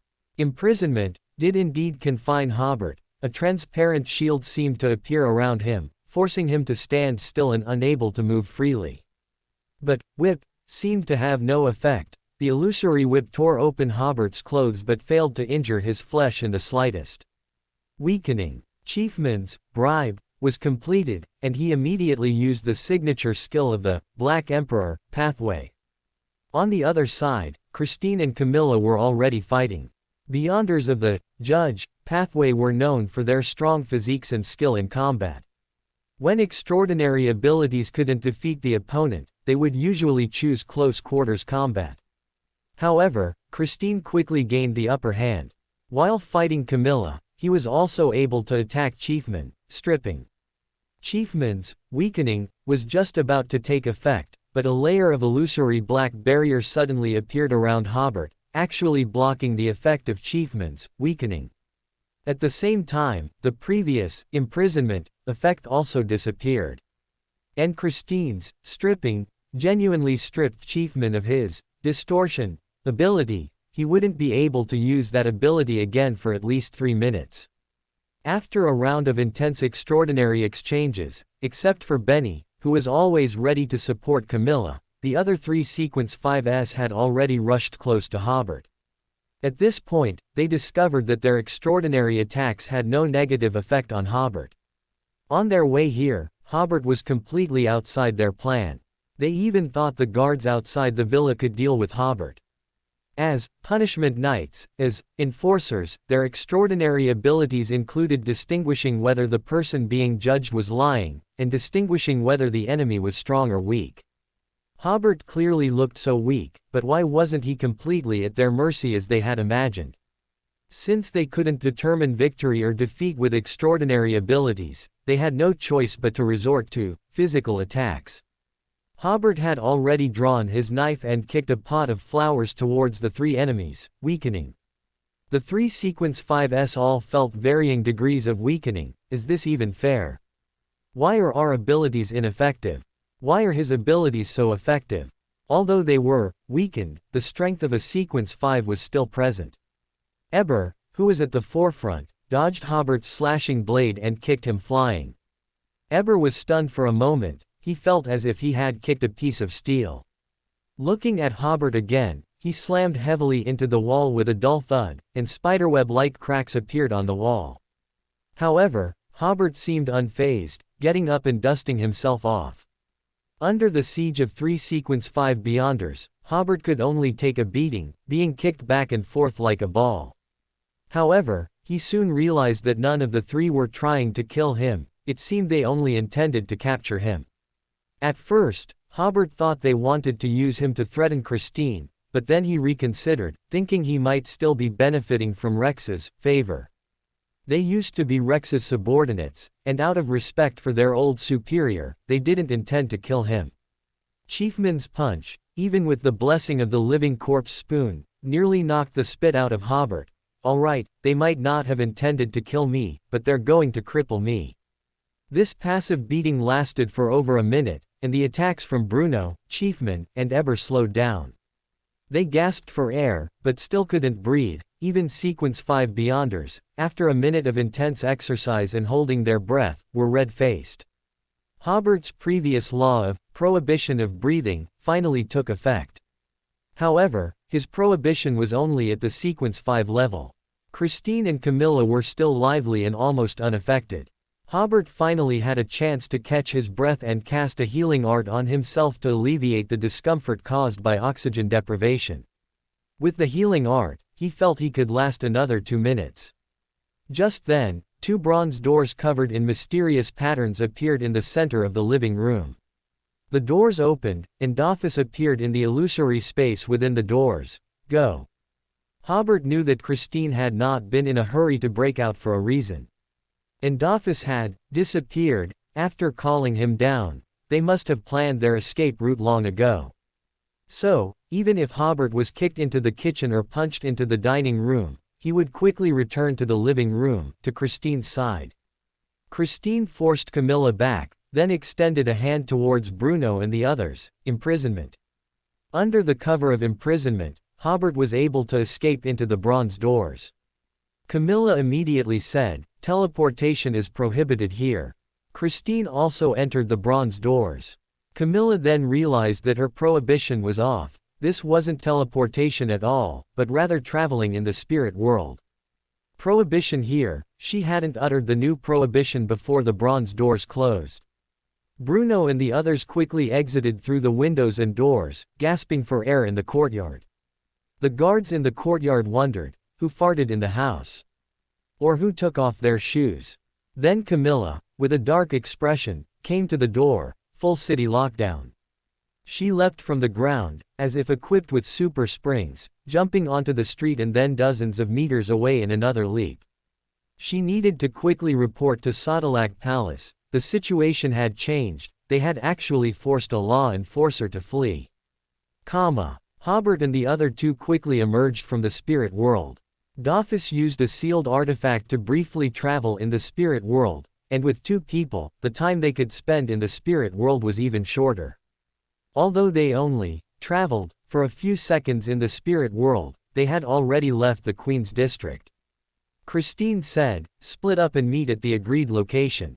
The 3 quickly separated. Hobert used Flash to enter a clothing store on the street, changed out of his trench coat, which had been damaged by whip, and his pants, which had been torn by furniture while he was being a ball, and put on a new trench coat and pants. Then he used travel to reach Wanbo Avenue No. 16. First, in the abandoned villa, he used the Faceless Man necklace to change his appearance, then found a horse-drawn carriage there and had the coachman take him to the suburbs. It was not yet 7 in the evening, so the coachman was naturally willing to take on such a big job. A few minutes later, Backland's alarm sounded, and the military began to blockade all exits of Backland. About 10 more minutes passed, and the military, with their pre-arranged plans, completed the blockade. Airships appeared in the sky, and the entire city was searched for suspects. Everyone who wanted to leave the city had to be inspected, and even after inspection, they were not allowed to leave. At this time, Hobert had already reached the suburbs. Wanbo Avenue was already on the edge of the city, and it only took a few minutes to leave Backland. Although he had successfully escaped, Hobert was still a little uneasy. He used the divination ability of the Faceless Man necklace to divine whether he would be safe for the next hour. The result was, unsafe. Hobert's heart tightened, and he immediately jumped from the carriage into the roadside grass, moving as far away from the avenue as possible. After discerning the direction, Hobert began to run wildly through the fields. Soon, He felt a gaze from the direction of Backland, as if someone was staring at him from behind. He quickly used flash to hide in a farmhouse. Fortunately, that gaze was primarily looking at the situation on the roads outside Backland and did not discover Hobert, who had quickly hidden. Hobert thought, I wonder if that's a gaze from an angel. Or a gaze from a certain sealed artifact. It should be a sealed artifact. Angels can't always be ready to clean up after the royal family. Asking an angel for help rashly would definitely require some reaction time. Fortunately, I have already left Backland. If I were still in Backland, I would probably be discovered very quickly. I also don't know about Christine.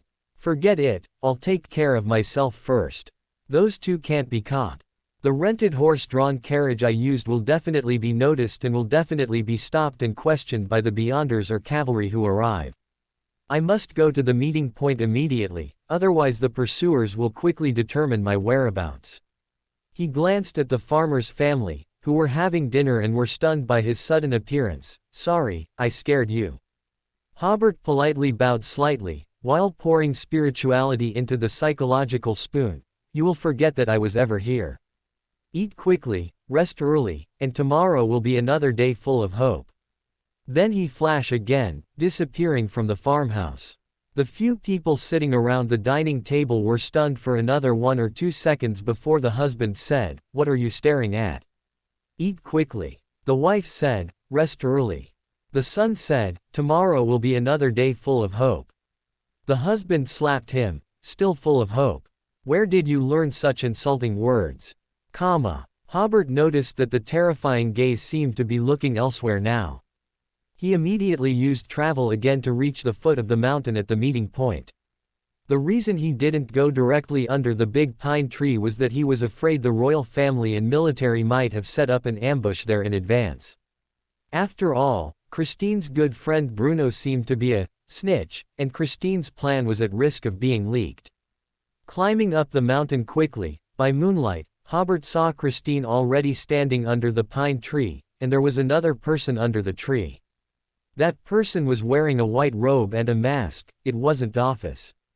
Christine noticed the question in Hobert's eyes, and he said, This is Mr. Allen, who is here to meet us. Hobert didn't know what the other party's background was, but he politely said, Hello. The other party also politely replied, Hello. The voice sounded a little familiar. At this moment, 2 bronze doors with complex mystical patterns appeared under the big pine tree, and Office emerged from the doors. Prepare for battle. Someone followed me here. The 3 people under the big tree were all stunned. After the bronze door summoned by Office disappeared, 2 more bronze doors of the same style appeared not far from them. 7 or 8 people came out from inside, including Camilla and Bruno, and a young man dressed in the elaborate attire of the ruined kingdom.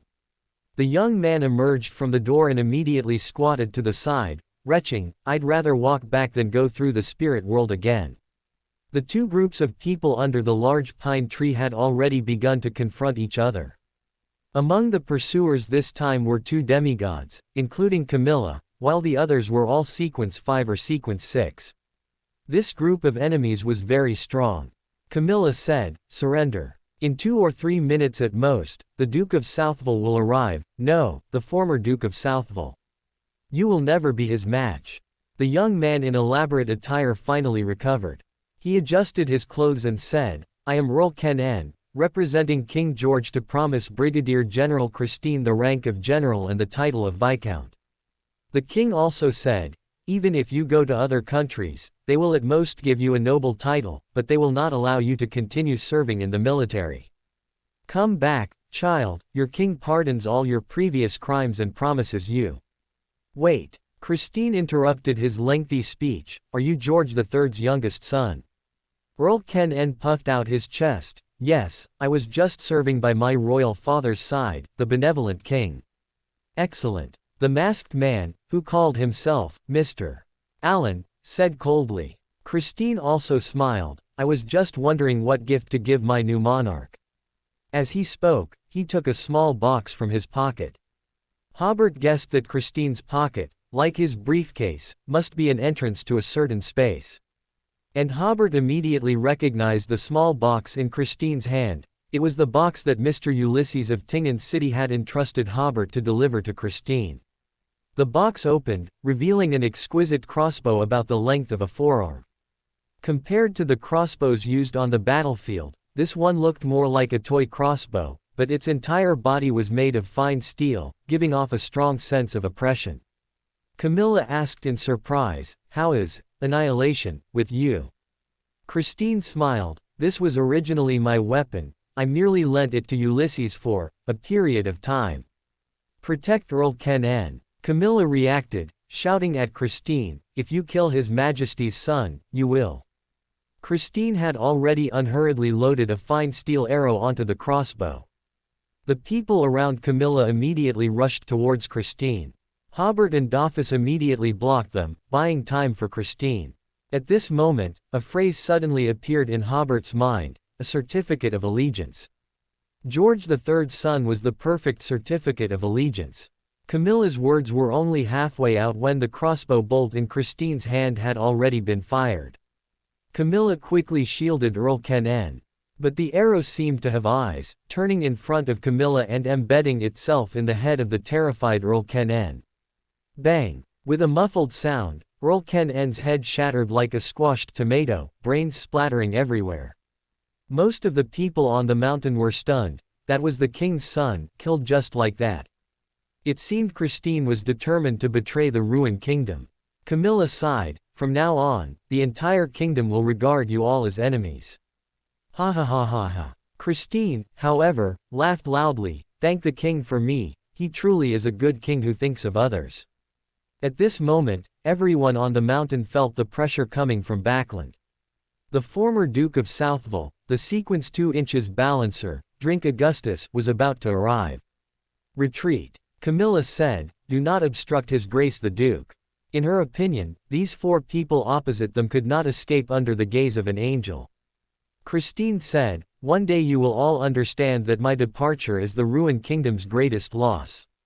Farewell, everyone." After speaking, he turned his head to Hobert, motioning him to follow, and then was the first to jump onto a tree that still had dense pine needles in winter. Hobert also quickly jumped up. Hidden by the pine needles, there was a fantastical door within the tree canopy. Christine was the first to enter the door. Hobert, while marveling at how long Christine must have prepared for this day, also entered the door. His vision was filled with colorful light, and then he saw the familiar scene of the spirit world. Under Christine's lead, when the 4 people returned to the real world again, they were already within the borders of the Fenaport kingdom. It was brightly lit here, and a middle-aged man dressed in the noble attire of the Fenaport kingdom smiled, "Welcome. Extra. Brigadier General Christine defects with his son. His son, Hobert, has a bounty of 10,000 pounds. The king vows to make Christine suffer the loss of his son." On Tuesday morning, in Wood District, Hugh, who was about to go out, heard this shocking news: "A newspaper, please." After paying, Hugh took the newspaper from the newsboy and immediately returned home. As soon as she entered, a sleepy-eyed Furs emerged from her bedroom. "Was I dreaming just now? I thought I heard someone shouting that Hobert had betrayed the country." "You're not dreaming." Hugh waved the newspaper in her hand. "Brigadier General Christine and Hobert have betrayed the country." "What?" Furs still felt like she hadn't fully woken up. Hugh had already started reading the newspaper. "Oh my God, they even killed the king's son. Hobert has a bounty of 10,000 pounds. King George swears to make Christine also taste the pain of losing a son. Oh my God, the same bounty as Keelinger's. And Keelinger's had his crew surrounding him, his own fleet, and could hide in an easily undiscoverable corner of the sea at any time. But what did Hobert have? He didn't even have a personal valet." Furs took the newspaper and quickly read it. Then she shook her head with a smile. "I must be dreaming." Hugh, helpless, took 2 steps forward and firmly pinched her friend's thigh. "Ah, all right, I know, I'm not dreaming," Furs said while dodging, but it doesn't make sense. Hobert is only in his 20s and is already a well-known lawyer in Backland. He has a promising future, why would he betray the country? Hugh's mind was working quite fast today. The key figure might be Christine. Furs also reacted. This couldn't involve a struggle within the high levels of Backland, could it? Very likely. The two looked at each other for 2 seconds, almost in unison. Miss Audrey. Furs walked back to her bedroom, saying, "Give me 5, no, 3 minutes. We'll go to Viscount Glaine's place to contact Miss Audrey." That's right, as everyone guessed, the author is changing maps. This also marks the official end of the first part of this book. For a period of time, the protagonist will use travel to go back and forth between the Fenaport Kingdom and the Raging Sea, and of course, occasionally return to Backland. As for why the Fenaport Kingdom was chosen, this was a decision the author hesitated over for a long time. In fact, choosing the Intis Republic would have been less troublesome, as Brother Cuttlefish had already helped open the map. However, choosing the Fenaport Kingdom is more reasonable. You wouldn't think Christine rebelled for the sake of rebelling, would you? How could a demigod's rebellion affect the situation on the North Continent? That's right, this is a huge foreshadowing that will run through the entire second part of this book. For the second part, the author's plan is 160 to 200 chapters, but old readers familiar with the author should know that the author's plans are just plans and are very unreliable. The specifics will depend on the plot's development. As for the new map, the Fenaport Kingdom, the author also thought about it for a long time. Based on the prototypes of the North Continent's countries, the Ruined Kingdom is undoubtedly the Old Gentleman or John Bull. The Forsake Empire is definitely the battle-hardened Great Bear. The Intis Republic should be the Old Rogue or the Gallic Rooster.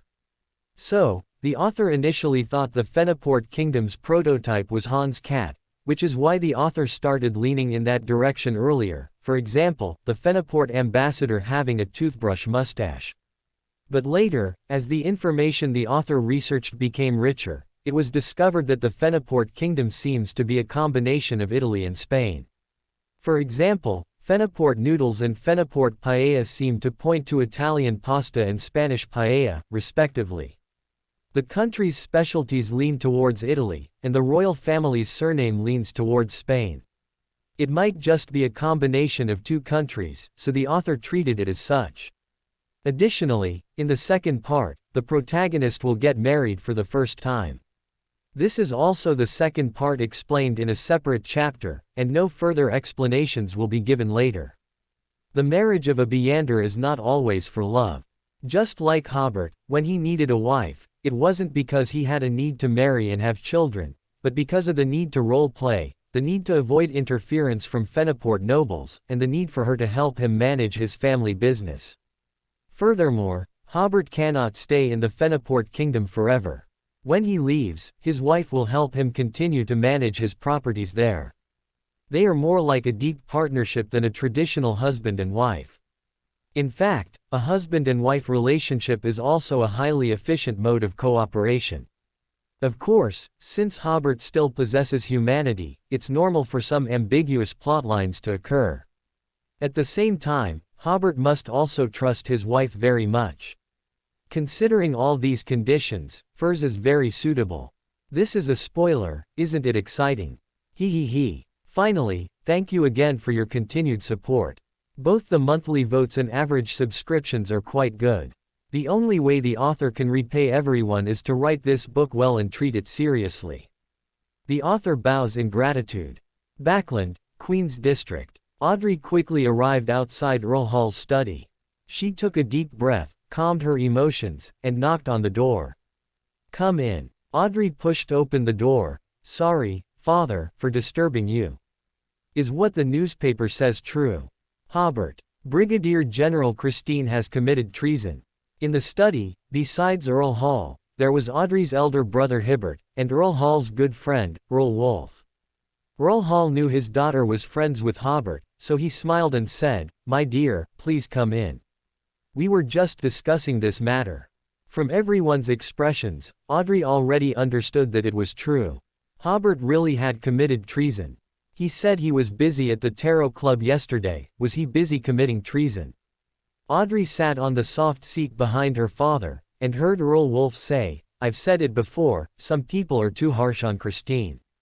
Exactly. Rollhall said, it was he and Rex who stabilized the situation in East Balam back then, which then established our dominant position on the South Continent. But Christine, who has high prestige in the army, hasn't been promoted for over 10 years. This has already caused dissatisfaction among many people. Hobert asked, Father, who is Rex? Rollhall stroked his hair with his hand, that was someone from our era. If. Alas, there are no ifs. Perhaps, Christine has other plans. Or other schemes. Rollwolf suddenly said, otherwise, Christine wouldn't risk it with his eldest son. I've met that young man, his future achievements might surpass his father's. Rollhall smiled and said, with Christine's mind, I don't think he would do anything foolish. No matter what, they killed a prince. Hobert said, they'll never be able to return to the ruined kingdom in this lifetime. Rollhall seized the opportunity to educate his son, don't be quick to make definitive statements. Nothing is absolute. Especially when you don't fully understand Christine's situation, you should be even more cautious in expressing your opinions. Of course, in private conversations like ours, you can be more casual. Audrey observed everyone's expressions. Her father and Earl Wolf didn't seem surprised by this rebellion, and they even seemed to be blaming the royal family. When the conversation ended, Audrey realized it was time for her to leave. Rollhall and Earl Wolf seemed to have other matters to discuss. After leaving her father's study, Audrey realized that the protagonist of this rebellion should be Brigadier General Christine, and Hobert might have only been implicated. And the reason for Christine's rebellion was due to unfair treatment, a fact that everyone seemed to know.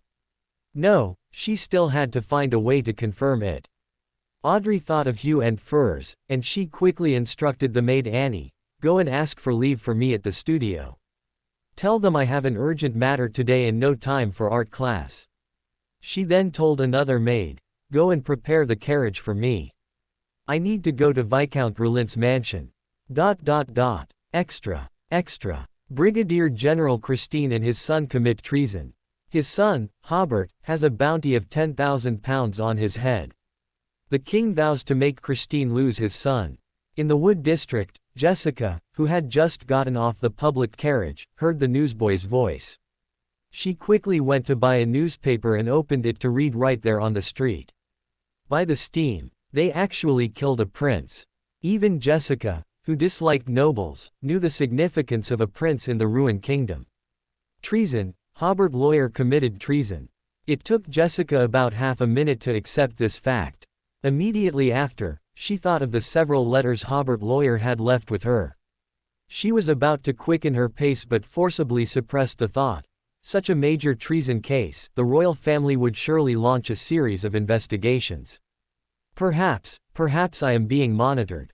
So Jessica tried to endure, maintaining her usual speed, and arrived at the law firm. As soon as she entered, Lasga and several other lawyers rushed over and asked, Jessica, Hobert lawyer, is that true? Jessica said, I'm just like you, I don't know the specific situation. She said sternly, but I want to remind you, no matter what Hobert lawyer did, his contributions to the legal world and to the common people of Backland are indelible. Go back to work. Wait for the next arrangements. Entering her office, closing and locking the door, Jessica finally showed her panic.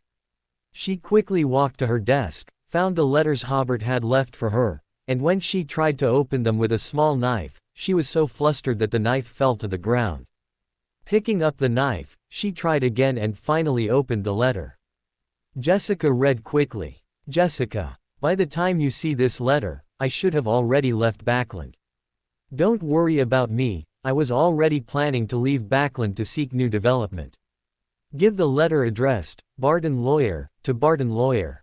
In that letter, I will ask Barton Lawyer to keep our team together. I think he should agree. I hope you can continue to fight for the interests of Backland's common people and vulnerable groups, and be the light of this era. I might implicate you in an investigation, but it should only be surveillance and investigation, because you truly know nothing. There are other documents in the envelope, proving that you will replace me in the meeting for the formulation of the labor law. No law stipulates that a parliamentary invitation will be terminated due to force majeure or other factors, so no matter what earth-shattering deeds I have done, it will not affect the legality of your participation in the meeting on my behalf. Someone must go to explain those complex clauses to the workers. Of course, you will also undergo a more rigorous investigation because of this, and it might even lead to imprisonment, so the choice in this matter is yours. Send the other 2 letters to the addresses on them. I will not repeat the specific precautions. If anyone sends me a letter or looks for me, please continue to keep a record. I will occasionally return to Backland, to my office. If you need to find me urgently, summon my messenger. The incantation is, I. In my name, summon. The spirit wandering in the void, the friendly creature that can be commanded, Hobert Jeffrey's exclusive messenger. Use the rules of the binary ritual, and the incantation should be in Hermes or other mystical languages. Prepare 3 donuts before each summoning, that is the reward for delivering the message. Burn after reading. The signature was Hobert. Jessica breathed a sigh of relief. Hobert had made arrangements long ago, it seemed he had been planning this for a long time. Then she burned the letter in her hand, put stamps on the letters addressed to Hugh and Sherlock, and mailed them along with the letters to clients. The law firm's mail was all express mail, so she believed they would receive it by the afternoon. Then Jessica took the letter for Barton and went to Barton Lawyer's office. Backland North District, in a classical office building not far from the Black Knight Goddess Church, Diley called out to Leonard, who was holding a newspaper and about to go downstairs. "Where are you going?" "I'm going to the security company to ask what happened to Thomas." Leonard shook the newspaper in his hand. "We chatted last Saturday, and he didn't seem to have any troubles, but how did he suddenly commit treason?" Diley smiled and said, "Don't worry, has the church made a statement about this?" Miss Daly's words made Leonard suddenly freeze. Theoretically, with such a major treason case, Hobert's close relationship with the church was no secret, and the church should have reacted immediately. But it was already past 10 o'clock, and the church still hadn't made a statement. Leonard suddenly understood. So, even though Hobert betrayed the ruined kingdom, he is still a member of the Night Watcher squad, right? Diley smiled without speaking. Fenaport Kingdom, Golfito County, Sapphire Resort. The resort is located in the middle of the mountain. It is said that on a clear day, one can see Dissy County of the ruined kingdom and the checkpoints between the 2 countries from the mountaintop. Hobert didn't get up until after 9 o'clock to have breakfast in the restaurant. Winter is the off-season for this resort. Currently, the guests here, besides Count Bianchi of the Fenaport Kingdom and his guards and retinue, were only Hobert, Christine, and Dophus. Christine had already finished breakfast and was reading the newspaper. "Today I just discovered that Fenaport writing and Ruin writing and spelling have many similarities, as if they both evolved from the ancient Forsac language." Hobert sat down, and the waiter began to serve his breakfast. The main dish was a specialty of the Fenaport Kingdom, croissants. He ate as he said, "This is good news. I think this should help me learn the Fenaport language." In Hobert's concept, the written languages and spoken languages of the 4 countries on the North Continent today all evolved from the ancient Forsac language, just like the languages and characters of various states during the Spring and Autumn and Warring States periods, which had obvious differences but also commonalities. Especially the languages of different countries, they were like distinctive dialects, seemingly difficult to understand, but as long as one carefully compared them, they were not difficult to comprehend. Having grown accustomed to Ruin's toasted bread, Hobert found the taste of croissants quite good. Just as Hobert finished breakfast and was drinking the local specialty coffee, Count Bianchi came to the restaurant. "Guests, how was your rest yesterday?" Bianchi's Rune language was excellent, and he even had a slight Backland accent. At last night's dinner, he stated that he had studied in Backland for a period when he was young. The costumes of the Fenaport Kingdom are very different from those of the Ruined Kingdom. They have 2 types of hats, one is a tricorn hat, and the other is a round hat with a silk scarf. The prototype of the tricorn hats popular among pirate captains on the raging sea comes from Fenaport. However, the tricorn hat worn by Count Bianchi looked more ornate, with embroidery, vibrant feathers, and even jewels, metal accessories, hydrangeas, etc. In short, it looked quite heavy. Another significant difference is that Feneport's cloaks are very distinctive. Only the right arm is exposed, while the left arm is also covered by the cloak. Hobert even thought that their right arm being exposed might be for the convenience of putting their hands on their hips. As for other clothing, it was largely similar to the Ruin style, having long since shed the complicated nature of classical attire. I rested well, Christine smiled. However, there are some matters we need to discuss again. Of course. Bianchi smiled. I just received notification that you are actually a demigod, so the previously agreed upon treatment is naturally no longer appropriate. A demigod defecting from the Ruin Kingdom to the Feneport Kingdom is completely different in nature from a Sequence 5 defecting. Christine was stunned. You already know. That saves me the explanation. He stood up and said, I think it's best to discuss in the study or reception room, it shows more respect for the other party. After the two left, Hobert became idle again. He suddenly remembered that among the spoils from the previous tomb robbery, there was a book the gravekeeper had placed in the coffin.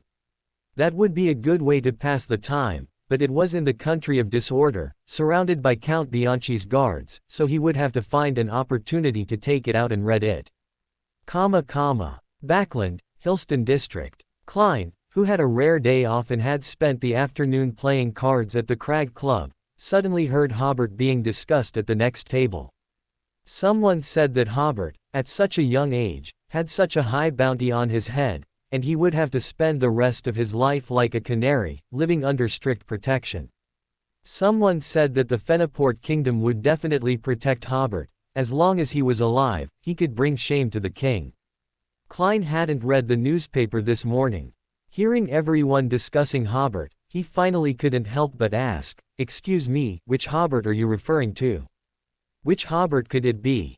One of the card players picked up the newspaper from the table and handed it to Klein. After apologizing to the other three card players, Klein took the newspaper to the sofa area to read.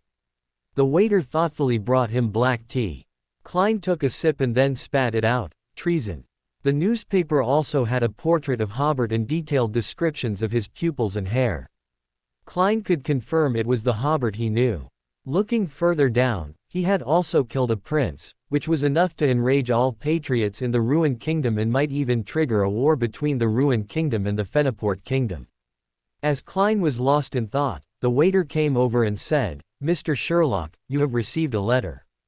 Klein was startled, suddenly remembering that he had only given the Crag Club's address to Hobert, and his spirituality also told him that this letter should be from Hobert. He looked around, and seeing no one, he opened the letter. The first part was Hobert's contact information, the incantation to summon his messenger.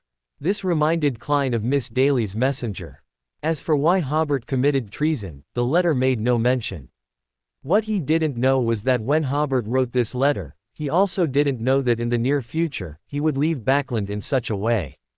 Continuing to read, Klein didn't expect Leonard to be transferred to Backland, so he would have to be even more careful in the future, trying to avoid meeting acquaintances. Reading to the end, Klein folded the letter and stared blankly out the window. Old Neil. Backland, Wood District. After spending half a day at Viscount Glaine's place, Zio and Furs took a public carriage back to the street where they lived.